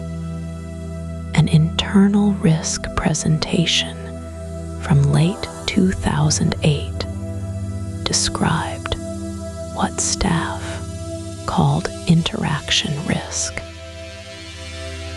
The slide deck, later released in litigation, used the phrase liquidity vacuum. It described a feedback loop in which automated market makers, sensing unusual order flow, would widen their quotes or withdraw entirely, which would in turn cause other algorithms to interpret the missing quotes as a signal of stress, which would cause them to withdraw as well. The deck included a diagram. The diagram had arrows formed a circle. At one of the large electronic market-making firms, an engineer sent an email in January of 2009 to his supervisor. The email was later subpoenaed. It read, in part, "Our kill logic assumes the other firms keep quoting. If they all pull at once, we have no floor." The supervisor replied the same day. The reply read, noted, "Let's discuss at the next quarterly." The next quarterly came and went. The discussion, according to the deposition, did not occur. There was also the matter of the Joint Advisory Committee. In 2009, the SEC and the CFTC began discussing the formation of a committee to study cross-market issues in automated trading. The committee was approved. Its first meeting was scheduled. The first meeting was then postponed. It was postponed again. The committee held its inaugural session in the summer of 2010, after the crash, not before. The agenda for that first meeting was the crash itself. None of this is hidden. The memos are public. The depositions are public. The slide decks were entered into evidence. A person with a library card and patience can read them. The point of reading them is not to assign blame to any single name. The names, in most cases, were people doing their jobs inside institutions that moved at the speed institutions move. The point is the timing. The failure mode was described in writing by people who understood it 24 months before it occurred. The recommended fixes were known. The reasons they were not implemented were ordinary reasons: cost, jurisdiction, other priorities, the quarterly meeting that kept getting pushed. There is a particular quiet to a document that predicts a disaster and then sits in a drawer while the disaster approaches. It is not the quiet of ignorance.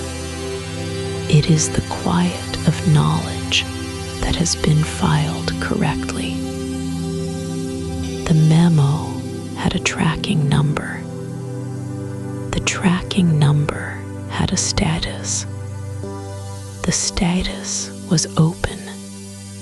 It would remain open on the afternoon of May 6, 2010, while David sat at his desk in Chicago, while the hold music played at the SEC, while the algorithms that the memo had described began, very precisely, to do what the memo had said they would do.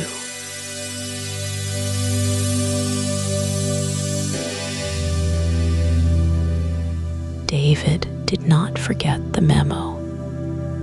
He simply learned over the months that followed how memos move through a large firm. The memo had a tracking number. It had a recommended action. It had a date by which a follow-up review was to be completed. That date was the end of the second quarter, 2009. The follow-up review did not happen in the second quarter. It was rescheduled to the third. In the third quarter, it was rescheduled again, this time to the fourth.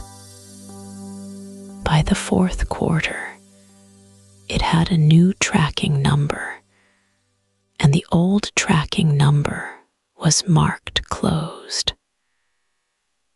David noticed because he kept a small notebook. He wrote down the dates that things were supposed to happen. He wrote down the dates they actually happened. He had been doing this since he was 25, when an older trader told him it was the only way to keep your sanity in a place that ran on promises. The risk committee met every 6 weeks. David did not sit on the risk committee, but he knew people who did. He knew Marisol, who managed the Tuesday minutes. He knew Rajiv, who built the slide decks. They told him, in the way people tell each other things over coffee, that the algorithmic interaction item had been on the agenda 3 times. The first time, it ran out of time. The second time, it was deferred so that a guest speaker from compliance could present on something else.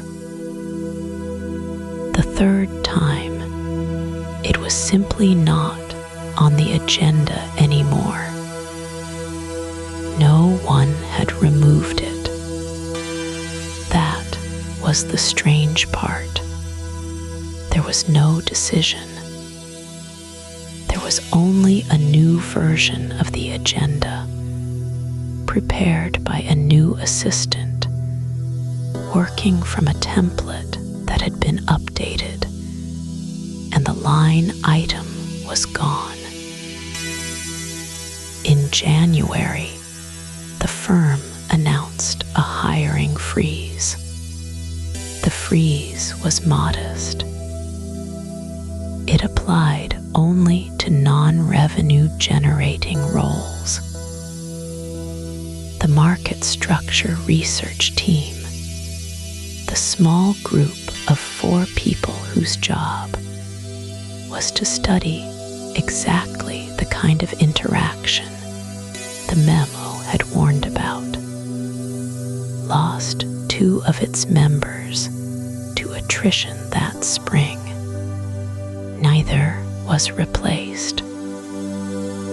The team lead, a quiet woman named Helen, who had written most of the memo herself, was given 2 additional responsibilities to absorb the workload.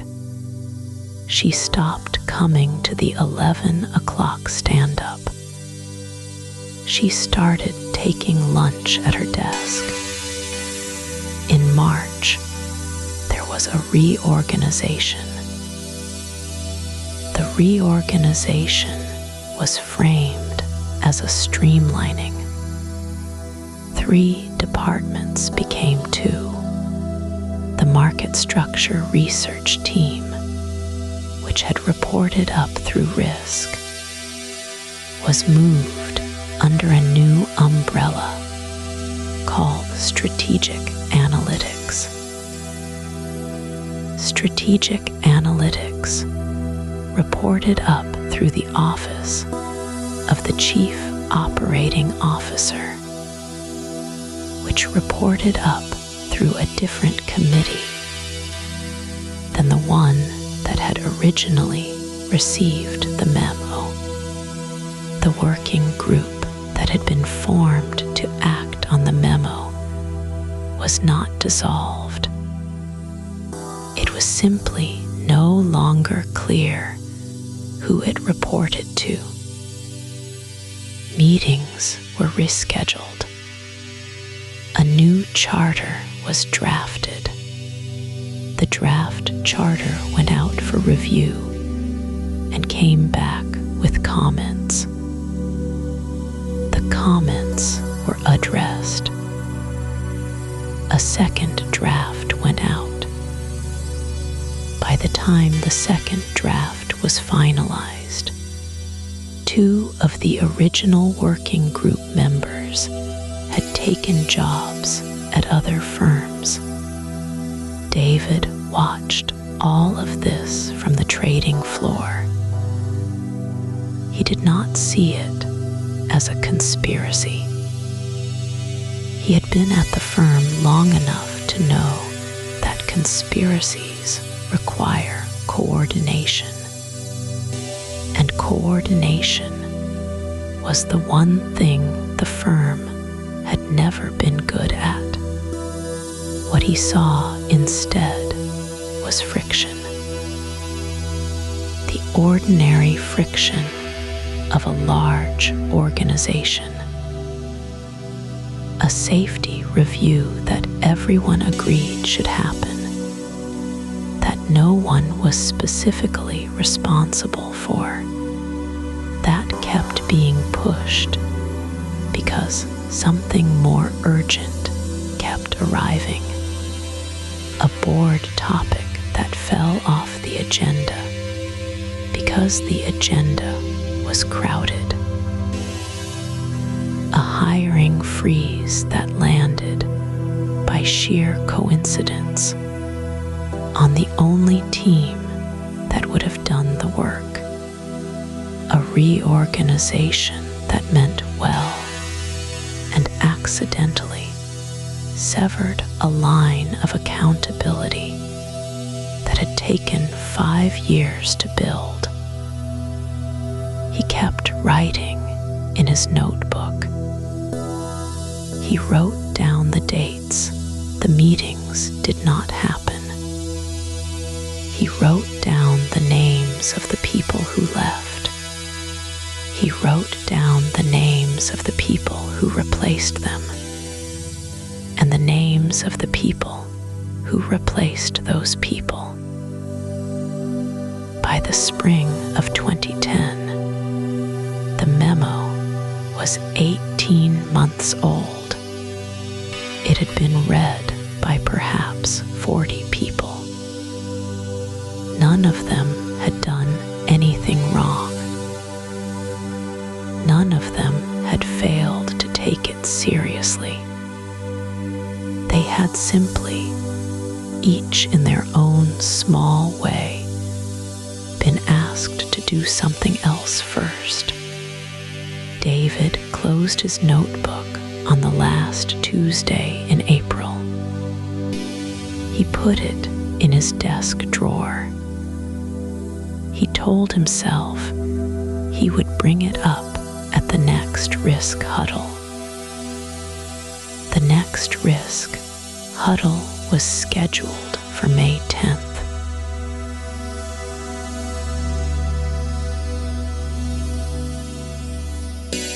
The reporter called on a Tuesday. Her name was Anya Chen. She wrote for one of the trade desks that watched the Watchers, a small newsletter that ended up on every regulator's screen by 9 in the morning. David did not take the call. The call did not come to him. It came to the head of communications, a woman named Alina, who sat 11 floors meters above the trading desk in an office with a closed door. Anya Chen had 3 questions. She wanted to know about a specific morning in March when the firm's market-making algorithm had posted thousands of orders inside a 2-minute window and then pulled them all. She wanted to know if the firm had reviewed the event internally. She wanted to know if any client had been harmed. The statement came out 26 hours later. David read it on his phone during his lunch break, leaning against the cold marble wall outside the elevator bank. His sandwich sat unopened on the counter behind him. He read it twice. The statement was 4 paragraphs long. It opened by saying the firm took market integrity seriously. It said the firm was committed to the highest standards of execution and risk management. It described the firm's automated systems as industry-leading and subject to continuous oversight. It said that while the firm could not comment on specific trading patterns due to confidentiality obligations, it had reviewed the period in question and found no evidence of any conduct inconsistent with applicable rules. The final sentence called the matter an isolated incident. David read that line 3 times. Isolated. He thought about the memo from 2 years earlier, the one with the yellow tabs. He thought about the risk manager who had refused to sign. He thought about the lunch hour pattern, the phantom quotes, the spread that had widened and then narrowed and then widened again until nobody on the floor remembered what normal had ever looked like. None of it was isolated. All of it was the system working the way the system worked. He scrolled down. The statement had been picked up already. Trade Surveillance Weekly ran it under the headline "Firm Denies Irregularity in March Trading Window." The piece was 400 words long. 3 of those words were Anya Chen's. The rest were the statement, lightly paraphrased, with a single sentence at the bottom, noting that the firm had declined to make any executive available for interview. A second outlet, Algo Markets Daily, ran a similar piece an hour later. The headline there was softer.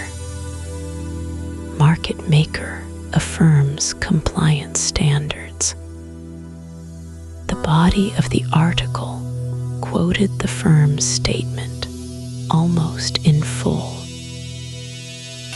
and then added a paragraph of context about how common automated market making had become across all major exchanges. The piece ended on a reassuring note.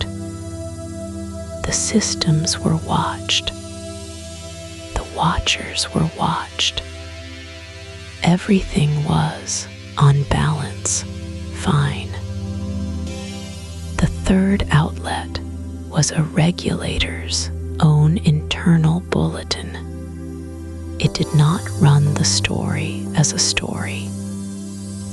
It ran the statement as a footnote, attached to a longer filing about market microstructure.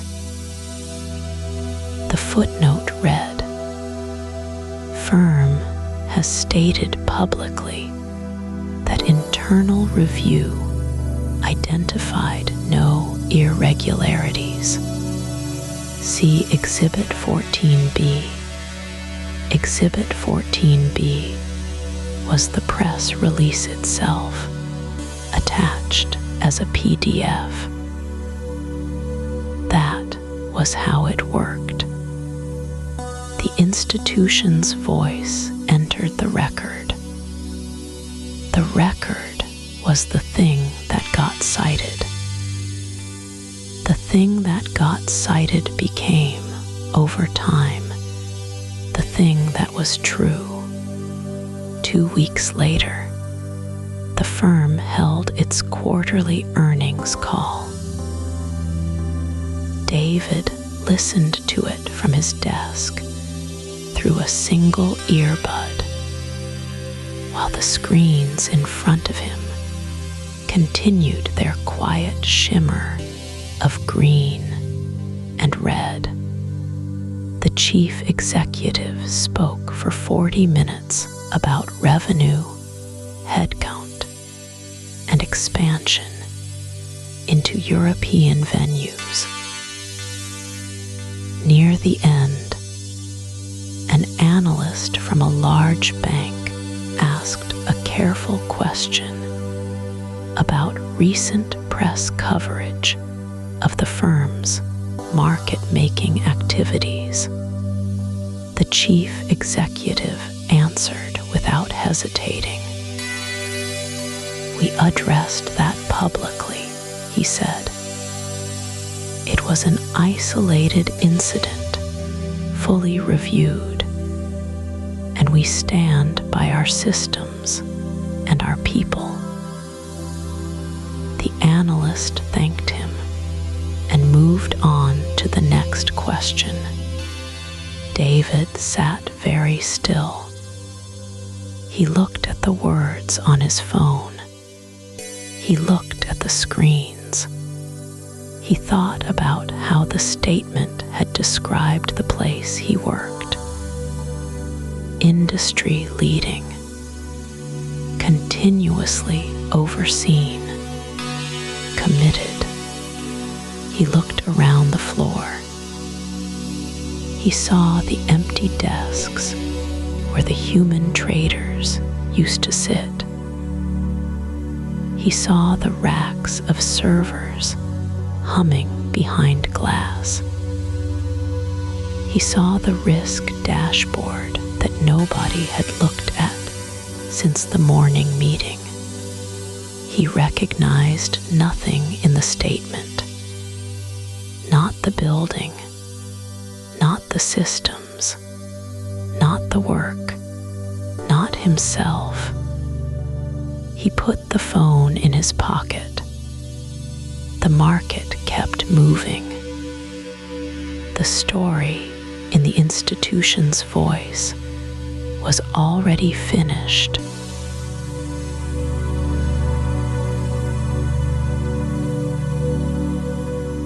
There was a system in place. That is the part most people never understood. The market did not run on trust alone.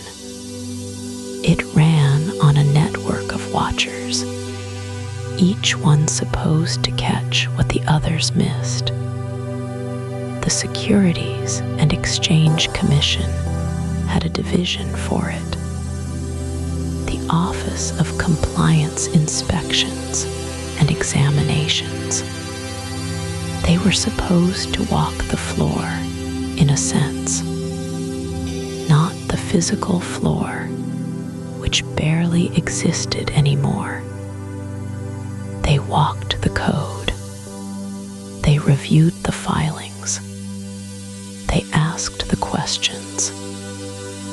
David knew the name of the inspector who had come to his firm 2 years before the crash. A polite man in a gray suit. He stayed 3 days. He asked for documents. He asked for risk reports. He asked who at the firm could shut the algorithms down if something went wrong. The answer was given to him in writing. A 2-page memo. The memo said the firm had layered controls. It said pre-trade risk checks ran on every order. It said a senior trader could halt any strategy with a single keystroke. The inspector accepted the memo. He filed it. He moved on to the next firm on his list. What the memo did not say was that the pre-trade risk checks had been turned off for certain strategies during testing and never turned back on for one of them. What the memo did not say was that the senior trader's keystroke would halt the parent order, but not the child orders already routed to 13 different venues. What the memo did not say was that nobody at the firm had actually tried the kill switch on a live market in over a year. The inspector did not ask. He had 42 firms to review that quarter. He had a checklist. The checklist asked whether controls existed. It did not ask whether they worked. This was not unusual. This was the design. The consolidated audit trail, the system that was supposed to let regulators reconstruct what happened across every exchange in real time, had been proposed in 2010. It would not be functional until 2018. 8 years. During those 8 years, when something went wrong in the market, the SEC had to request data from each exchange separately. The data came in different formats. The timestamps did not always match. A full reconstruction of a single trading day could take months. There was also the matter of who reviewed the algorithms themselves. The answer, in most cases, was the firm that wrote them. The compliance officers were employees of the trading firm. They reported to the head of trading.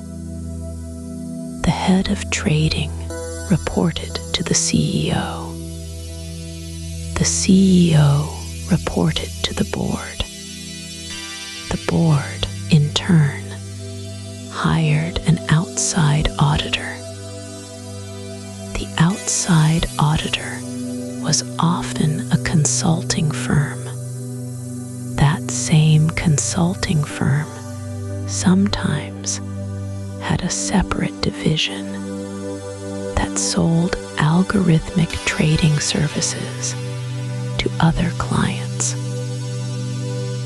The walls between the divisions were called Chinese walls, a phrase the industry used without flinching. The walls were policies. They were not made of anything physical. David remembered a board meeting he had been asked to present at 6 months before the crash. He had 10 minutes on the agenda. He used them to describe the new market-making algorithm and its expected revenue. A board member asked one question. The question was about the projected return on capital. Nobody asked about the failure modes. The risk acceptance memo for that algorithm was signed by the chief risk officer the following week. The memo ran to 4 pages. 2 of those pages were a glossary. The signature page noted that the algorithm had been reviewed by internal model validation. Internal model validation reported to the chief risk officer. This is the part that is hard to narrate calmly, but the calm is the point. Nothing was hidden. Nothing was secret. The filings were public. The inspections happened. The memos were signed. The boards met. The auditors audited. The system of oversight performed every step it was designed to perform. It just did not look at the thing that mattered. The thing that mattered was what happened when the algorithms interacted with each other at speeds no human could observe. There was no inspector for that. There was no checklist item. There was no filing required. The regulators had built a framework for a market made of humans, and the market had quietly become something else underneath them. David thought about this sometimes in the years after. He thought about the inspector in the gray suit. He thought about how the man had nodded at the memo and put it in his briefcase.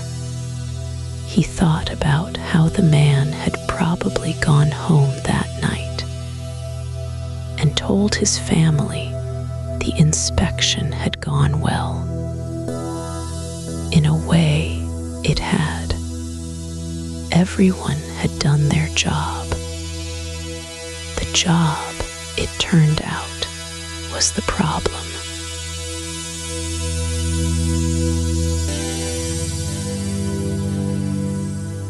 The coffee maker on the 3rd floor of the Chicago Board Options Exchange building is a small beige machine that has been there longer than most of the traders.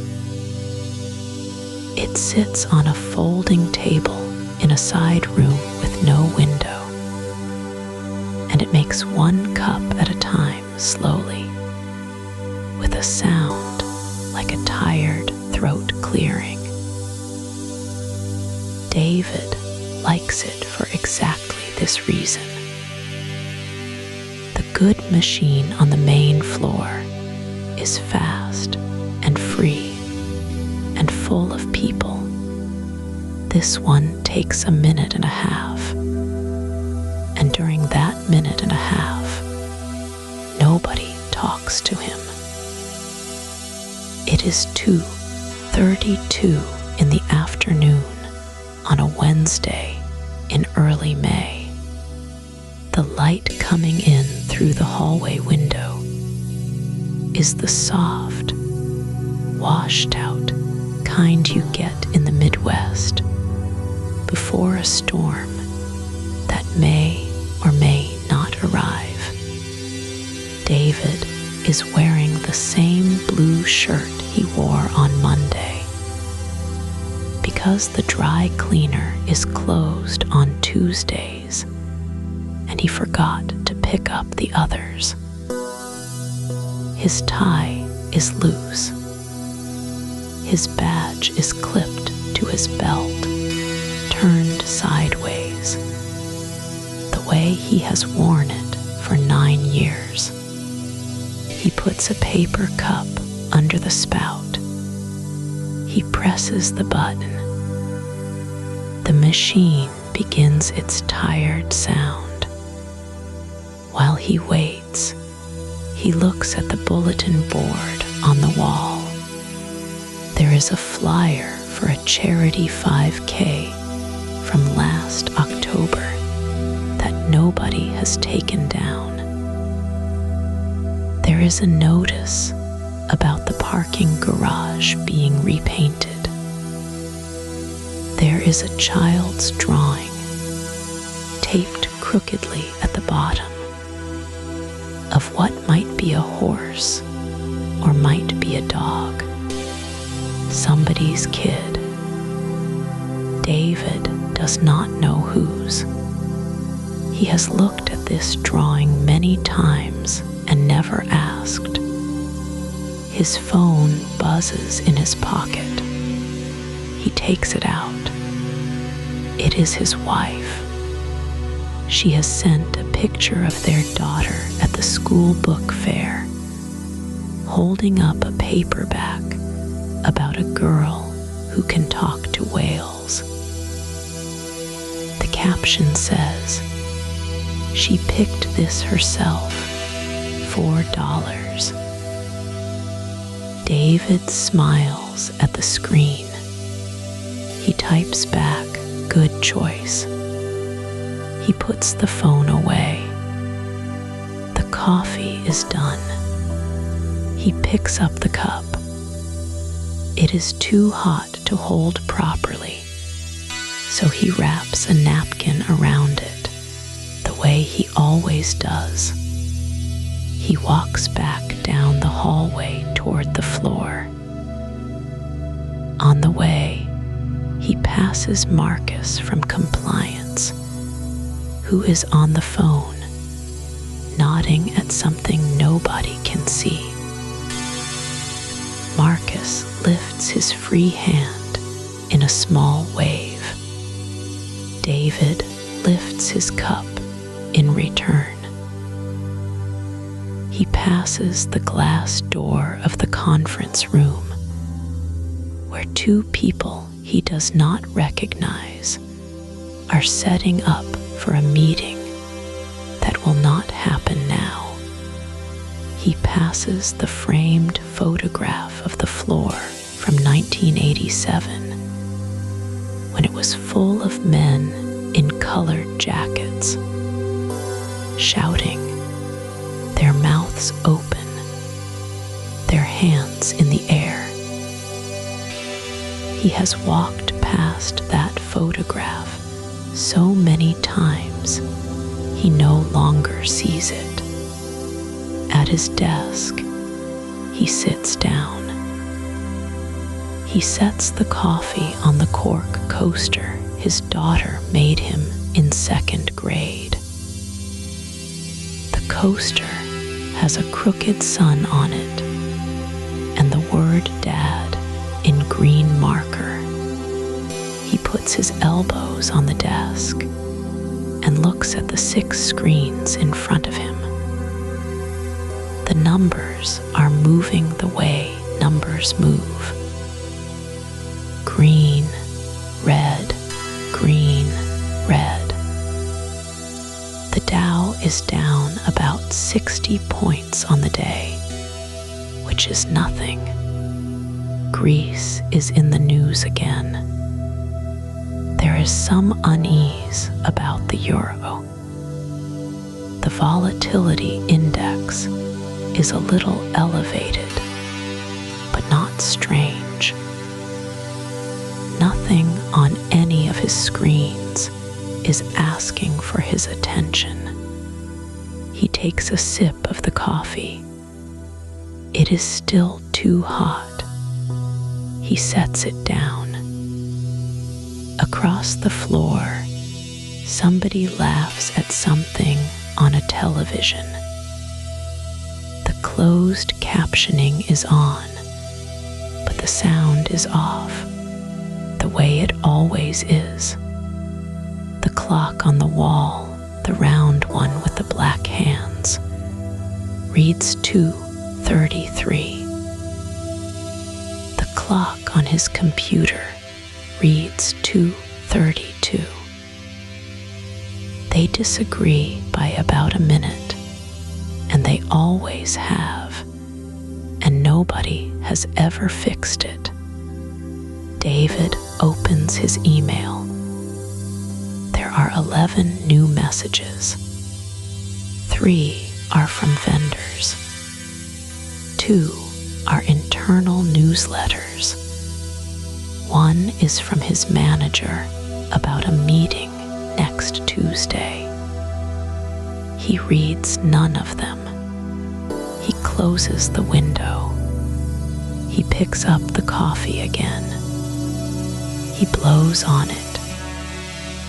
He looks at the picture of his daughter that he keeps taped to the side of his monitor, the one from the petting zoo, the one where she is holding a goat and laughing with her whole face.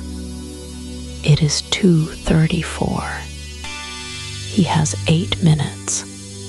He does not know this. He takes another sip of the coffee. This time, it is exactly right.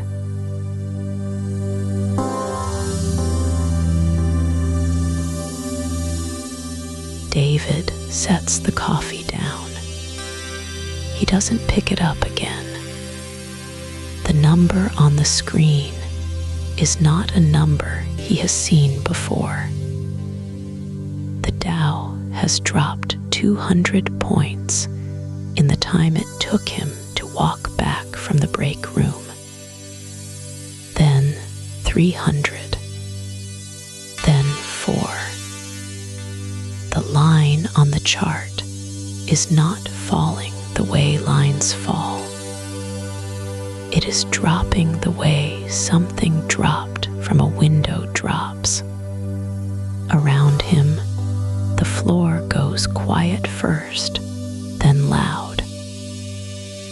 A woman 2 desks over says, "What is this?" She does not say it like a question. She says it like a word she is testing in her mouth. David watches the bid for Procter & Gamble. Procter & Gamble, a company that sells toothpaste and laundry soap. The bid is $60, then $56, then $47, then $39. He blinks, and it is at $39.97, and he understands, in a flat, clinical way, that this is not real, and also that it is happening. Accenture trades at a penny. 1 cent. A consulting firm with tens of thousands of employees 1 cent a share. Because the algorithms looking for a buyer cannot find one. And the rule says, if you cannot find one, mark it at a stub. Sotheby's prints at $100,000 a share. The same logic, the other direction. The machines are not lying. They are doing exactly what they were told to do in a situation nobody told them about. David's hands are on the keyboard, but he is not typing. There is nothing to type. The risk system in front of him is showing positions that change faster than the screen can refresh. A column of red, a column of red, a column of red, somewhere on a desk in New Jersey. A large mutual funds selling algorithm is grinding through an order to offload 75,000 E-mini futures contracts. It was told to sell at a pace tied to volume. Volume is high, so it sells faster. Its selling creates more volume, so it sells faster still. The high-frequency market makers buy from it, then turn around to sell what they bought, and find no one on the other side. So they pull their quotes. So the book empties. So the next sell hits air. David thinks about his daughter. He does not know why. He thinks about her shoes by the door. At 2:47, the bottom is in. The Dow has fallen nearly 1,000 points.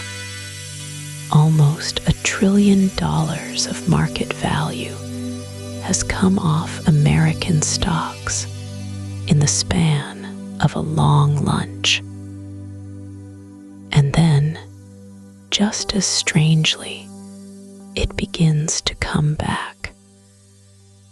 The buyers return. The quotes refill. By 3:07, most of the loss has reversed. By the close, the index is down only 348 points, which on any other day would have been the headline of the year. It is not the headline. The headline is the hole in the middle. The hole that opened and closed and left no body behind, except it did leave bodies. A retired teacher in Florida had a stop-loss order on her shares of a blue-chip dividend stock. The order said sell if it drops below a price she thought was safely beneath the floor. The order executed at 12 cents. Her position, built over 30 years of payroll deductions, is gone. By the time prices recover, the trade is done. The exchange will later cancel some trades. Hers is not one of them. It falls outside the cutoff by 2 pennies. A man in Ohio with a margin account watches his broker liquidate his holdings automatically at the bottom. The system does what the contract says. He owes money on positions that, an hour later, would have been profitable. A pension fund in Oregon, managing money for bus drivers and sanitation workers, takes losses in the realized portion of the day that it will not get back. The fund's quarterly report, 6 weeks from now, will use the word anomalous.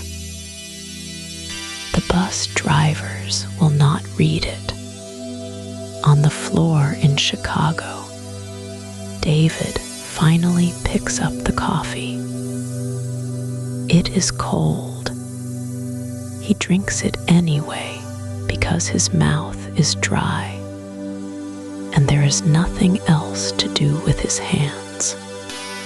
Above the desks, the television is on, muted. A CNBC anchor is talking with his palms turned up. The Chiron reads markets in turmoil. The graphic is already prepared, as if someone in the control room had it waiting in a folder. David watches the line on his screen flatten. The system that broke is the system that fixed itself. Nobody pressed a button. Nobody called a meeting. The algorithms simply finished the way a storm finishes and moved on.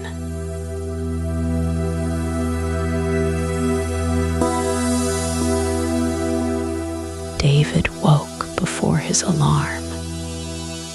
The light through the blinds was the pale gray of a Chicago morning in May. For a moment, lying still, he forgot. Then he remembered, and the weight of it settled onto his chest like a hand. His phone had 41 messages. He read none of them. He made coffee instead, the way he always did, measuring the grounds with the same plastic scoop. The dog needed to go out. The recycling needed to go to the curb. The world had not stopped because the market had. On the small television in the kitchen, a news anchor was already talking about it. Behind her, a red chart fell off a cliff and then climbed back up. She called it the flash crash.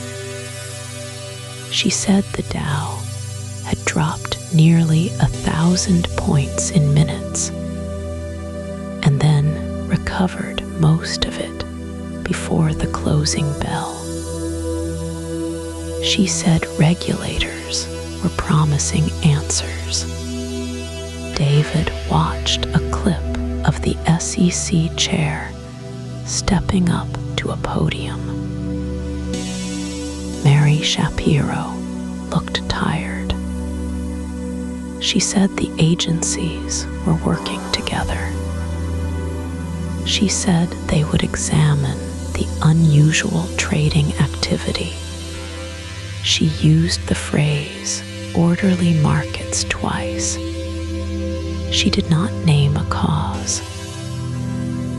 Nobody at the podium did.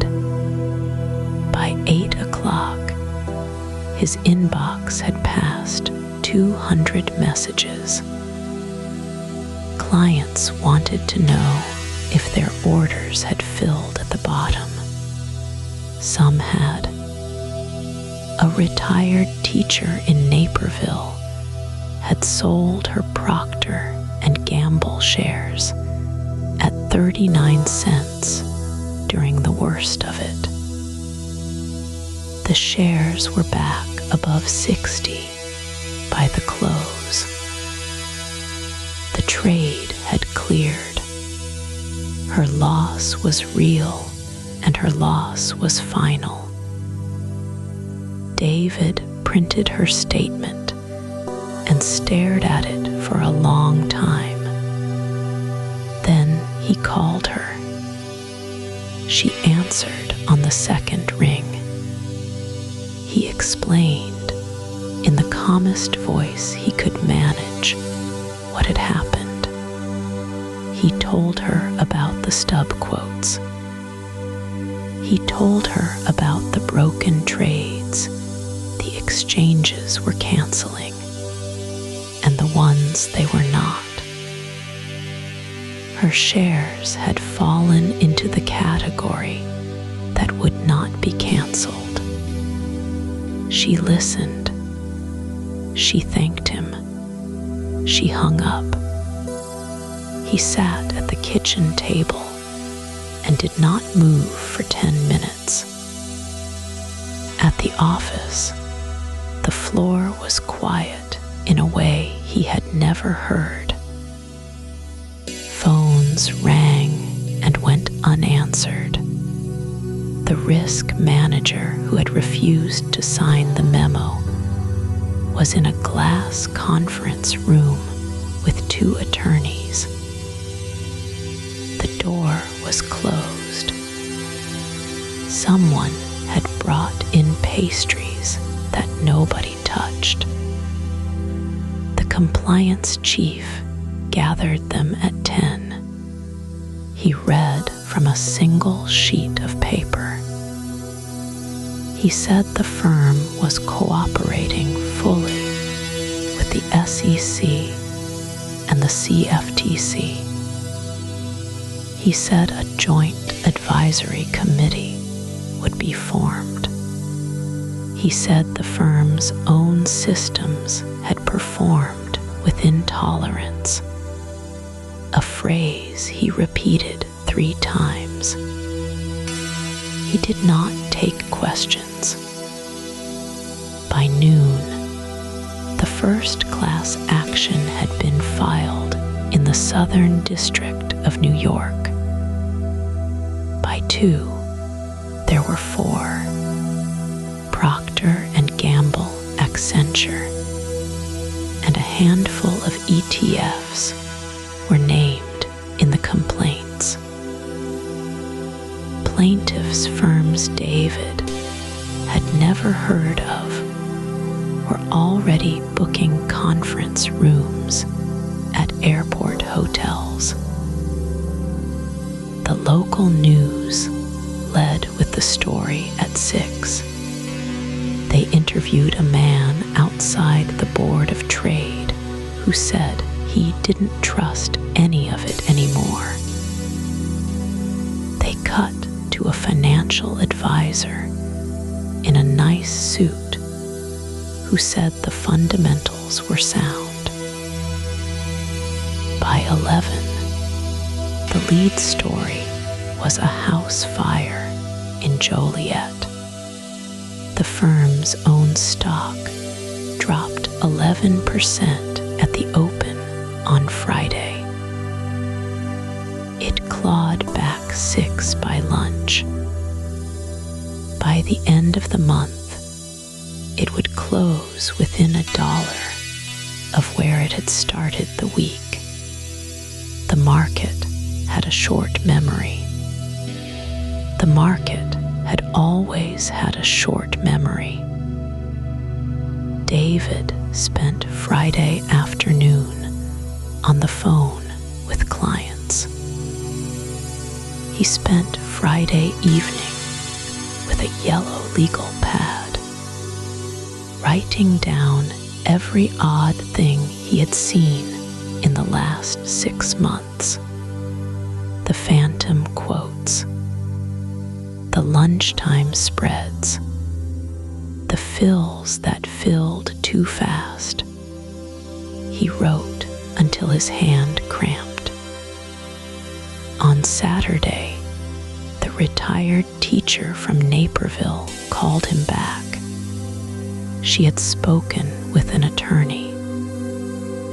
The attorney had told her the cancellation rules were set by the exchanges, and that her trade at 39 cents fell outside the window. She wanted to know if David thought that was fair. He told her honestly that he did not. Sunday, he went to his daughter's softball game. He sat on a metal bleacher in the sun and watched her swing at a high pitch and miss. The other parents talked about the weather and a new restaurant on Clark Street. None of them mentioned the market. None of them had any reason to. Monday, the bell rang at 8:30, and trading resumed as if nothing had happened.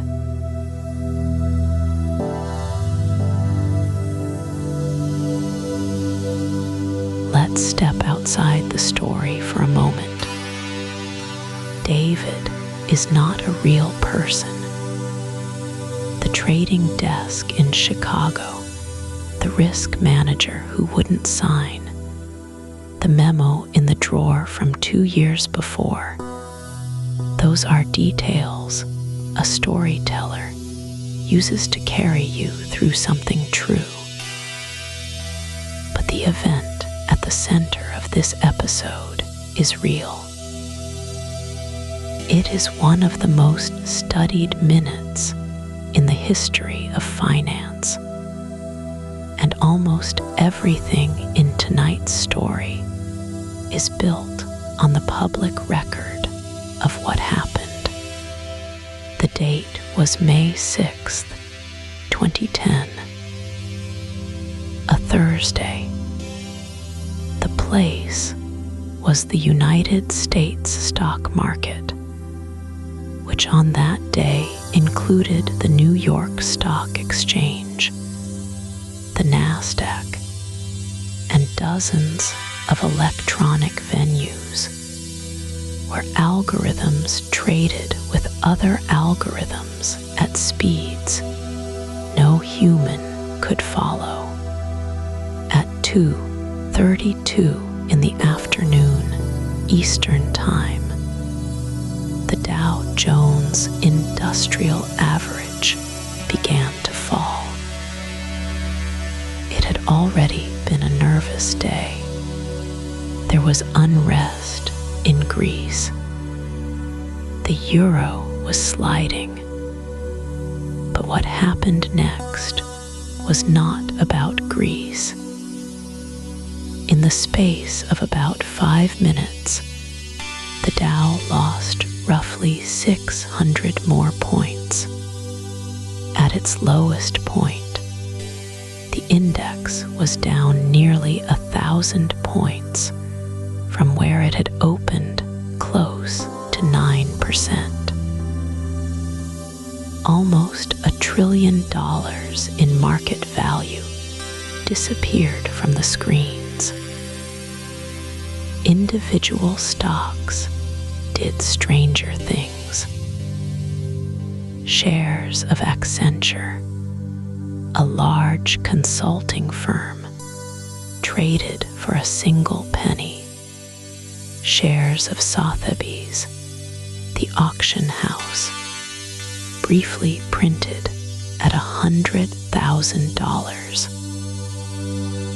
Procter & Gamble, one of the most stable companies in the index, fell more than 30% in minutes, and then almost as quickly the market came back. By around 3, 7 p.m., most of the losses had reversed. The whole event, from the first slide to the recovery, lasted about 36 minutes. The deepest part lasted only a handful. By the closing bell, the Dow finished down about 3%, a bad day, but not a historic one. Unless you knew what had happened in the middle. The official investigation came from two agencies, the Securities and Exchange Commission and the Commodity Futures Trading Commission. Their joint report was published on September 30th, 2010. It described a single large sell order in E-mini S and P500 futures, placed by a mutual fund company, executed by an algorithm that was told to sell quickly without regard to price or time. That order interacted with high-frequency trading algorithms that absorbed the contracts, then turned around and sold them to each other.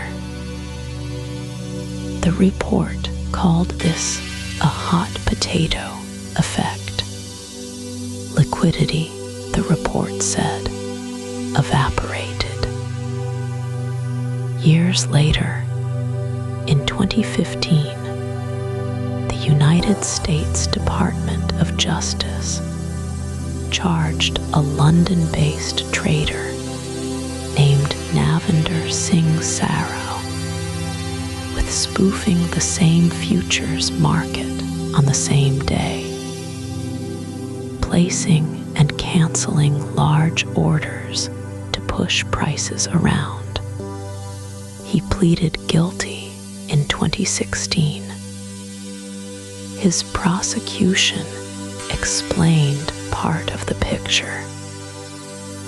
It did not explain all of it. The regulators never named a single cause. They named an interaction. The flash crash of May 6th was not the only event of its kind. On August 1st, 2012, a firm called Knight Capital deployed faulty trading software that sent millions of unintended orders into the market over the course of about 45 minutes. The firm lost roughly $440 million and was effectively destroyed within days.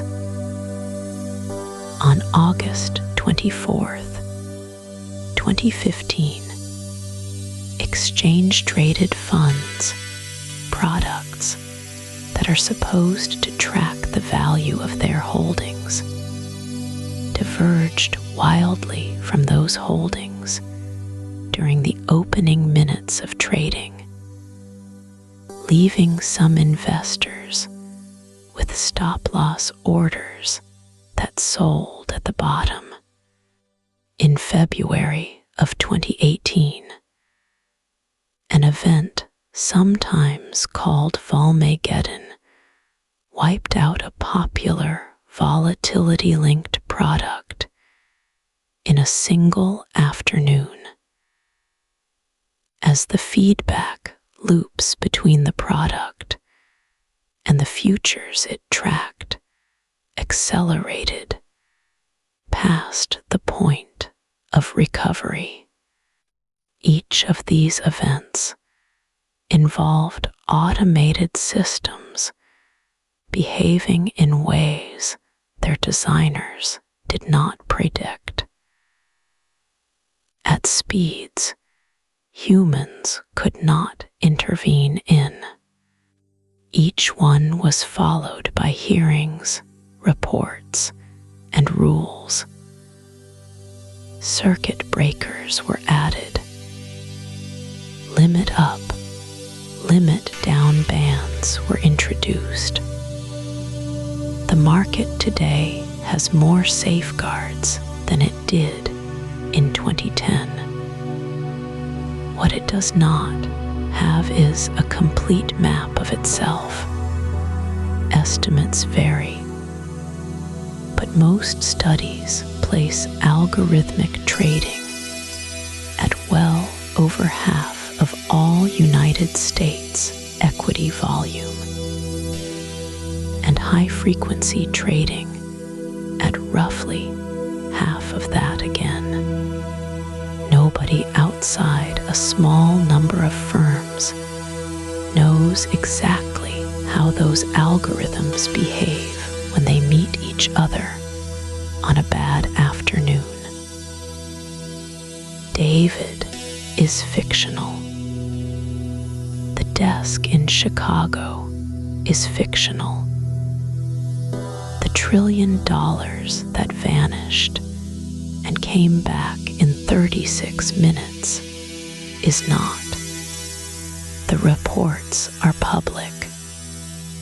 The transcripts are public. The questions the regulators raised in 2010 about speed, about supervision, about what humans can still see, have not been fully answered. Now we go back to the story.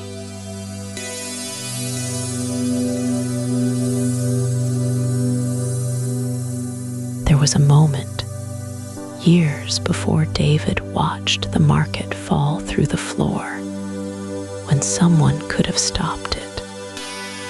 Not all of it, but enough. It was a Tuesday in September of 2009. A working group inside the Securities and Exchange Commission had been drafting something called the Consolidated Audit Trail. The idea was simple. Every order placed in the American stock market, every cancellation, every fill, would be tagged and time-stamped and stored in one single database. Regulators would be able to see, after the fact, exactly what every algorithm had done and when. The proposal had been on the table for years. The technology existed. The exchanges had the data already.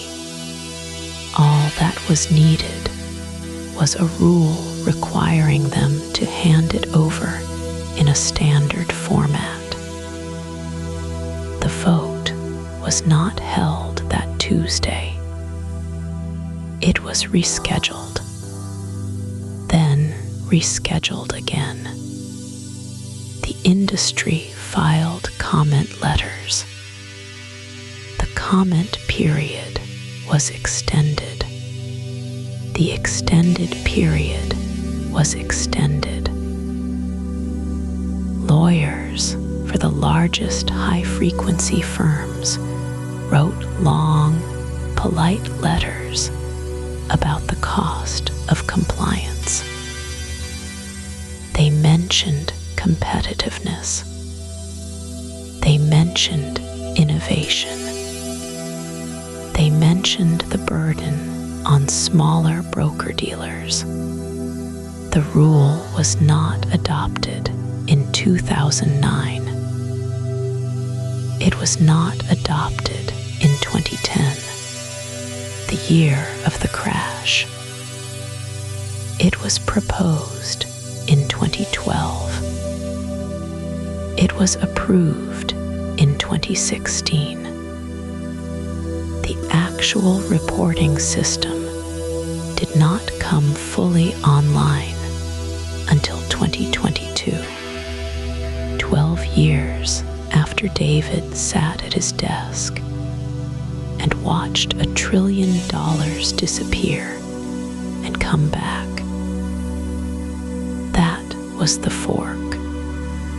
Not a war room, not a dramatic memo slammed on a desk.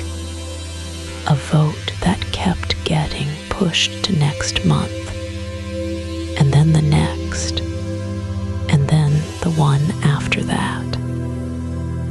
There was a second fork, smaller, quieter. In the spring of 2010, weeks before the crash, a staff economist at the CFTC circulated an internal note. The note suggested that the agency did not have the computing power to monitor the futures market in anything close to real time. It asked for funding to build a surveillance system that could ingest order book data as it happened. The request was for less than $5 million. It was removed from the budget submission during internal review. Someone, somewhere, decided it was not a priority that year. When the crash came, the CFTC took nearly 5 months to publish its joint report with the SEC. 5 months to reconstruct 36 minutes. The investigators were working with data pulled from the exchanges by hand in different formats on different clocks. They had to align the timestamps themselves. Some of the records were off by seconds. In a market that moves in microseconds, seconds are centuries. There was a third fork, and this one was the smallest of all. In 2008, an exchange engineer at one of the major venues had written a short internal proposal. He suggested a single coordinated circuit breaker that would halt trading across every major venue at the same time, automatically. If any one stock moved more than 10% in 5 minutes, he called it a kill switch. He sent it to his supervisor. His supervisor sent it to compliance. Compliance sent it to legal. Legal sent it back with a question about which regulator would have authority to trigger it. Nobody answered the question. The proposal sat in a shared drive for 2 years. After the crash, the exchanges built exactly that system. They called it limit up, limit down. It went into pilot in 2012 and full effect in 2013. The same idea, the same thresholds, almost the same wording. 3 years late, David did not know any of this on the morning he came back to his desk.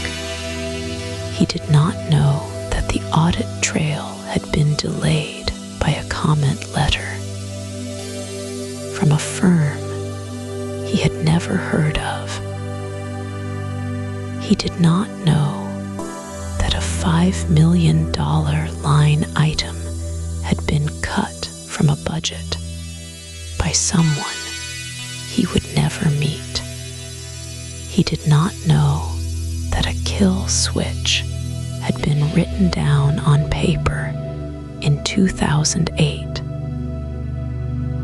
and left in a folder because nobody could agree on who would push the button.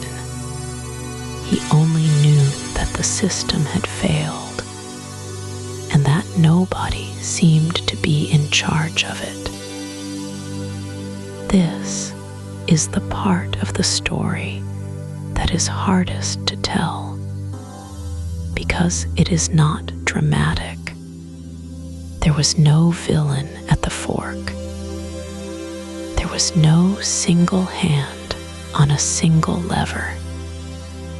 There was a Tuesday meeting that got moved, a budget line that got trimmed, a folder that did not get opened, a vote that did not get held.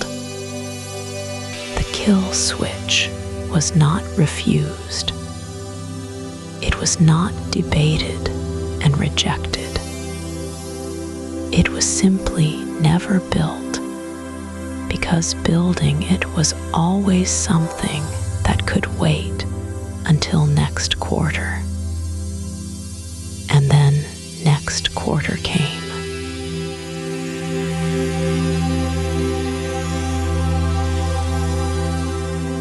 There is a thing that happens after a disaster like the one David lived through. The warnings come out, not new warnings, old ones, warnings that were written down before the crash, filed away and forgotten. They sit in reports and speeches and academic papers, waiting for someone to read them again. The first voice belongs to Andrew Haldane. In 2011, he was the executive director for financial stability at the Bank of England. He gave a speech in Beijing. He stood at a podium and spoke about the flash crash that had happened the year before. He did not soften his words. He said the market had become a system in which speed has been prized above stability. He called the events of May 6th a near miss. He said the system had been stretched to its limit and beyond. He had given similar warnings earlier. In 2010, just months after the crash, he wrote a paper called Patience and Finance. In it, he asked a simple question: who benefits when a stock is held for 22 seconds instead of 4 years? He could not find a good answer. The warning was given. The warning was published. The warning sat on a shelf. The next voice belongs to Mary Shapiro. She was the chair of the SEC in May 2010. After the crash, she testified before Congress. She admitted plainly that the regulators did not have the tools to see what had happened in real time. She said the agency was working with data that arrived too late and in pieces. The consolidated audit trail, the system that would let regulators reconstruct a trading day, had been proposed years earlier.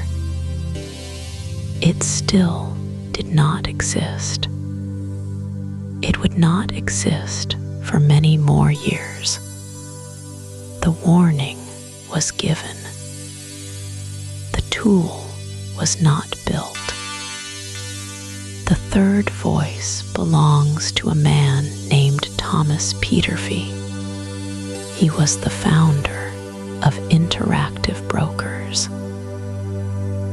He had been one of the first people to bring computers onto a trading floor decades earlier. In 2010, he gave a speech to a room full of exchange executives. He told them the markets had become a contest between machines trying to outrun each other. He said, "We are competing on speed. We are not competing on price discovery."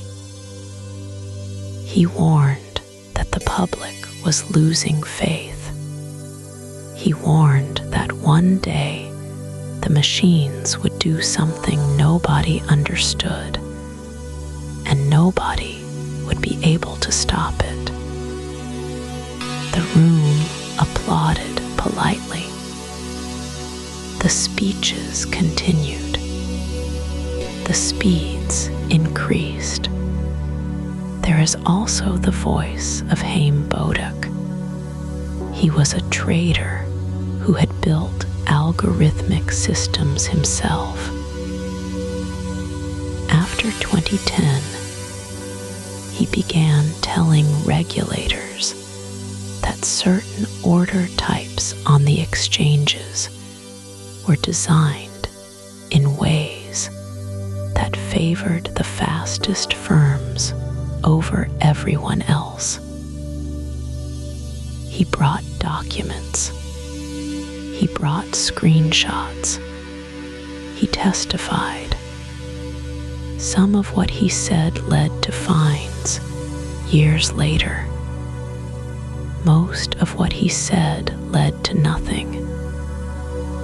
And then there is the voice of the joint report itself.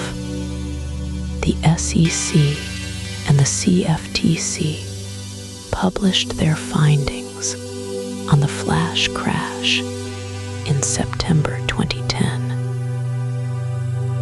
The report ran to 104 pages. It described, in calm and careful language, how a single large sell order had set off a chain reaction, how high-frequency firms had bought the order, then turned around and sold to each other, how liquidity had simply evaporated. The report used the phrase hot potato. Machines passing the same contracts back and forth, faster and faster, until the price had nowhere to go but down. The report recommended changes. Some were made, some were not. David read the report in the weeks after the crash. He sat at his kitchen table with a cup of cold coffee and a printed copy. He read the part about the hot potato 3 times. He thought about the screens on his desk. He thought about how the machines around him had been doing exactly that. For years, in smaller ways, every single day.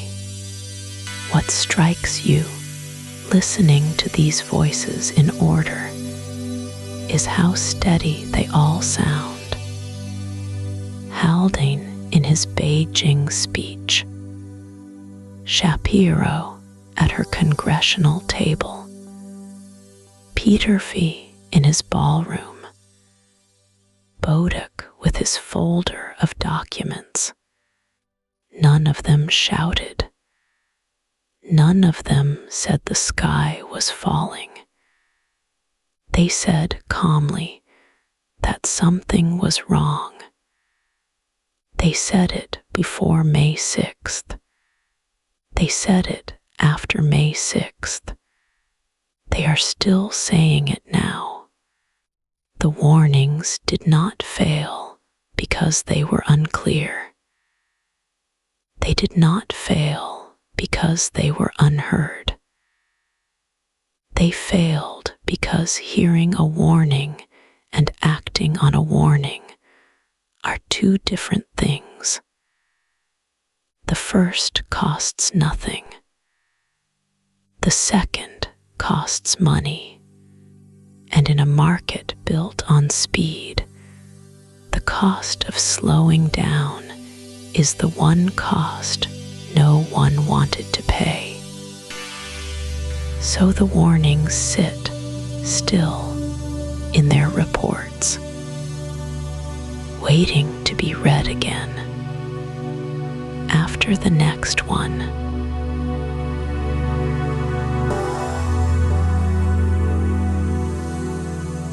Picture the same trading floor, the same David, the same desk near the window where the afternoon light comes in flat across the screens. Picture the same firm, the same pressure from the same partners, the same quarterly numbers pinned to the same corkboard near the coffee machine. Nothing romantic has changed. The traders still wear fleece vests. The clerks still eat lunch at their keyboards. The servers in New Jersey still hum in their cold rooms. And the fiber lines from Chicago to Mahwah still carry orders at almost the speed of light. The only thing different in this version of the story is that someone, somewhere, in the years before May of 2010, did the small, unglamorous thing that nobody wanted to pay for. They built the break. They built it the way bridges are built, with redundancy, with humans in the loop, with a clear and boring rule that said no single algorithm, no matter how clever, could move more than a certain share of volume in a certain window without a person signing off.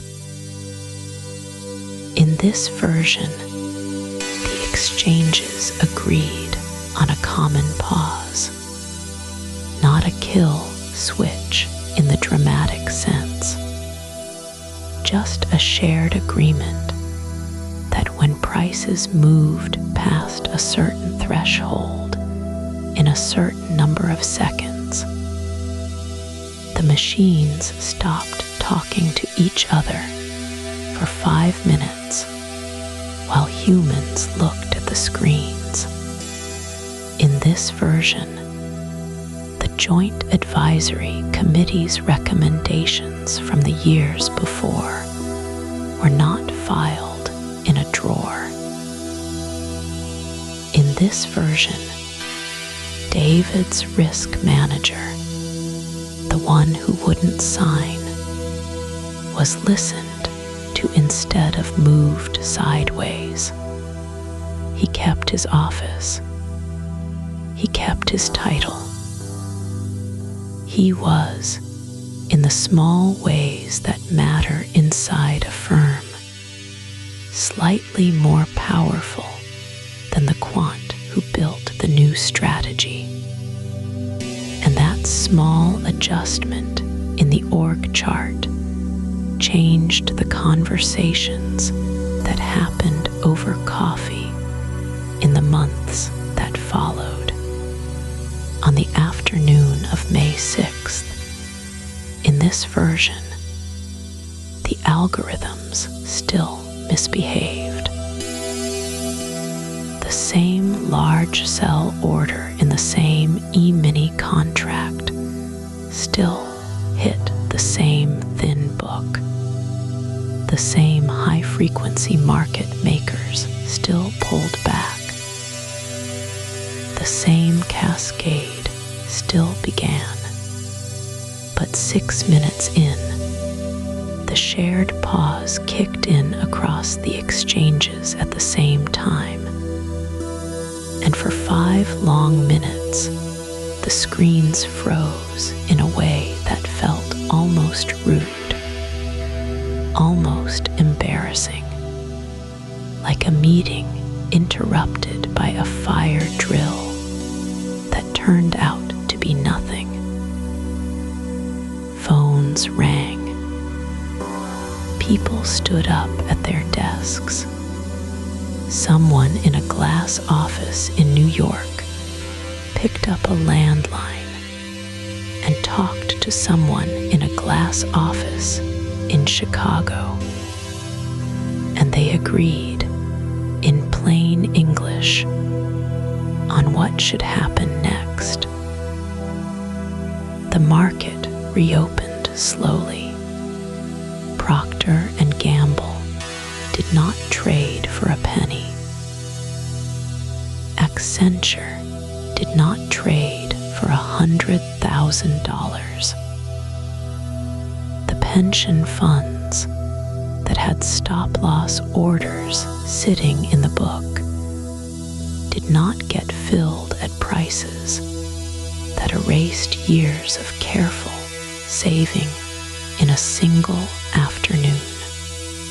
The grandmother in Ohio, who had a small position in a blue chip stock, did not log in that night and see a number she could not understand. The story did not make the evening news because nothing dramatic happened, and that is the particular grief of it. In the world where the break was built, there was no Michael Lewis book about that day. There was no congressional hearing with men in suits explaining what a quote stuffer was. There was no Navender Sarrow arrested years later in a suburban house in West London, made into a single villain for a system-wide failure. There were just slightly smaller bonuses that year for the people who would have profited from the chaos, and slightly more boring afternoons for the people who built the safety, and a market that moved a little slower and cost a little more to trade in and worked. That is the version that was available. It was not a fantasy. It was not a different technology or a different country or a different century. It was the same firm, the same David, the same servers, the same fiber, the same regulators with the same budgets, and one different decision made by people who were in the room. The hardware existed. The math existed. The legal authority existed. What did not exist in the version of the world we actually live in was the will to slow something down that was making money.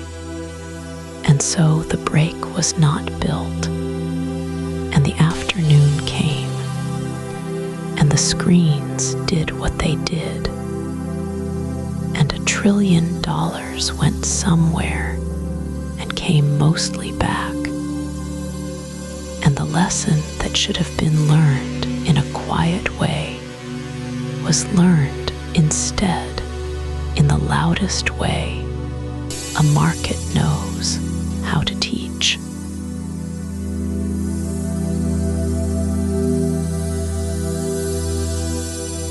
So that is the story.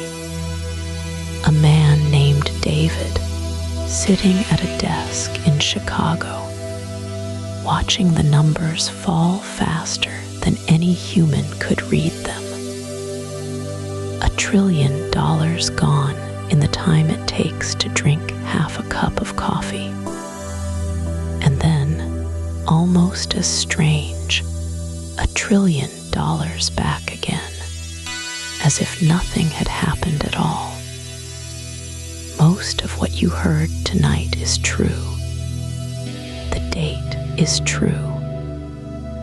May 6th, 2010. The 9 minutes are true. The 600 points are true. The hold music at the SEC, the memos written 2 years before, the risk managers who saw it coming and were told to be quiet. Those things happened in one form or another at firms whose names you would know. David is not a real person,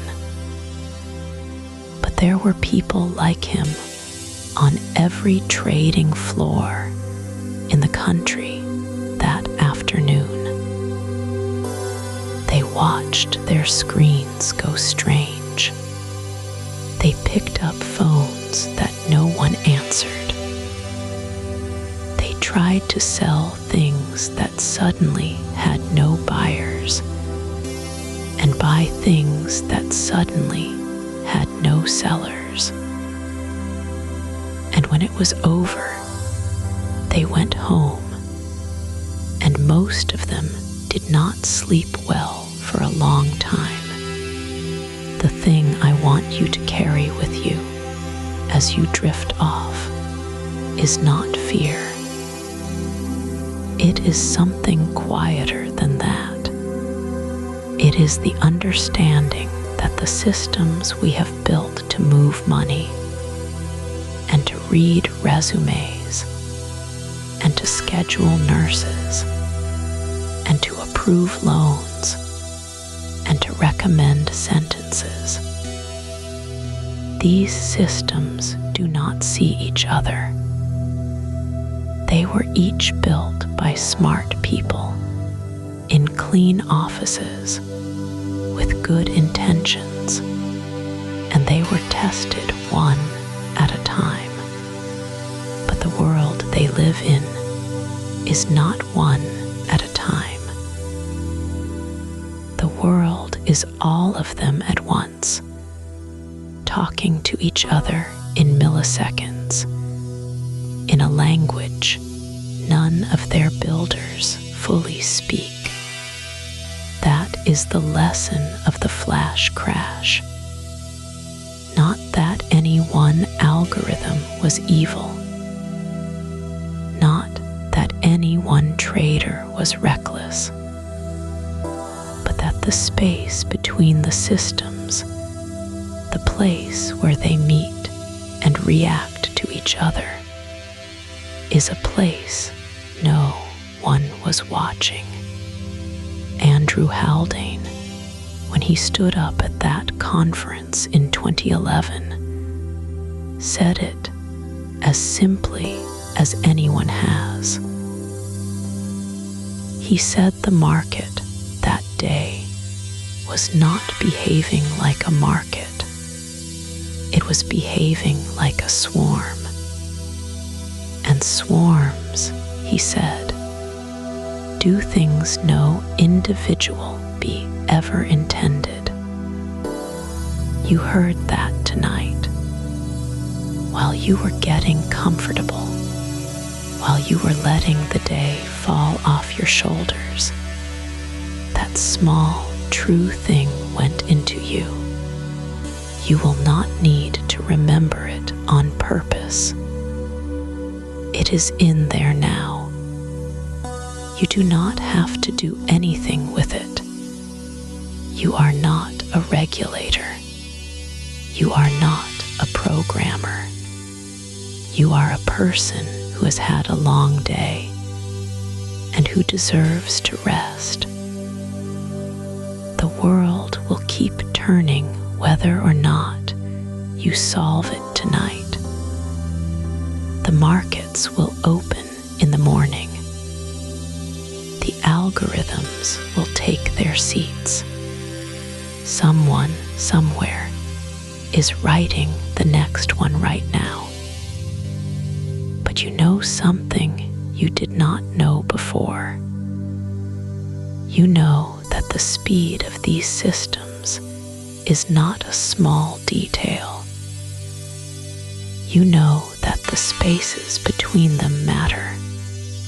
You know that when something goes wrong at machine speed, the humans in the room are not in charge anymore. They are watching, the way David watched, with a coffee going cold in their hand. That is enough for one night. Let your shoulders drop. Let your jaw unclench. The story is over. The market closed long ago. The lights on the trading floor are off, and the cleaning crew has come and gone, and the screens are dark.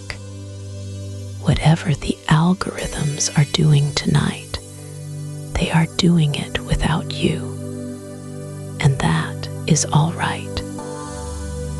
You are allowed to rest. Tomorrow there will be another story.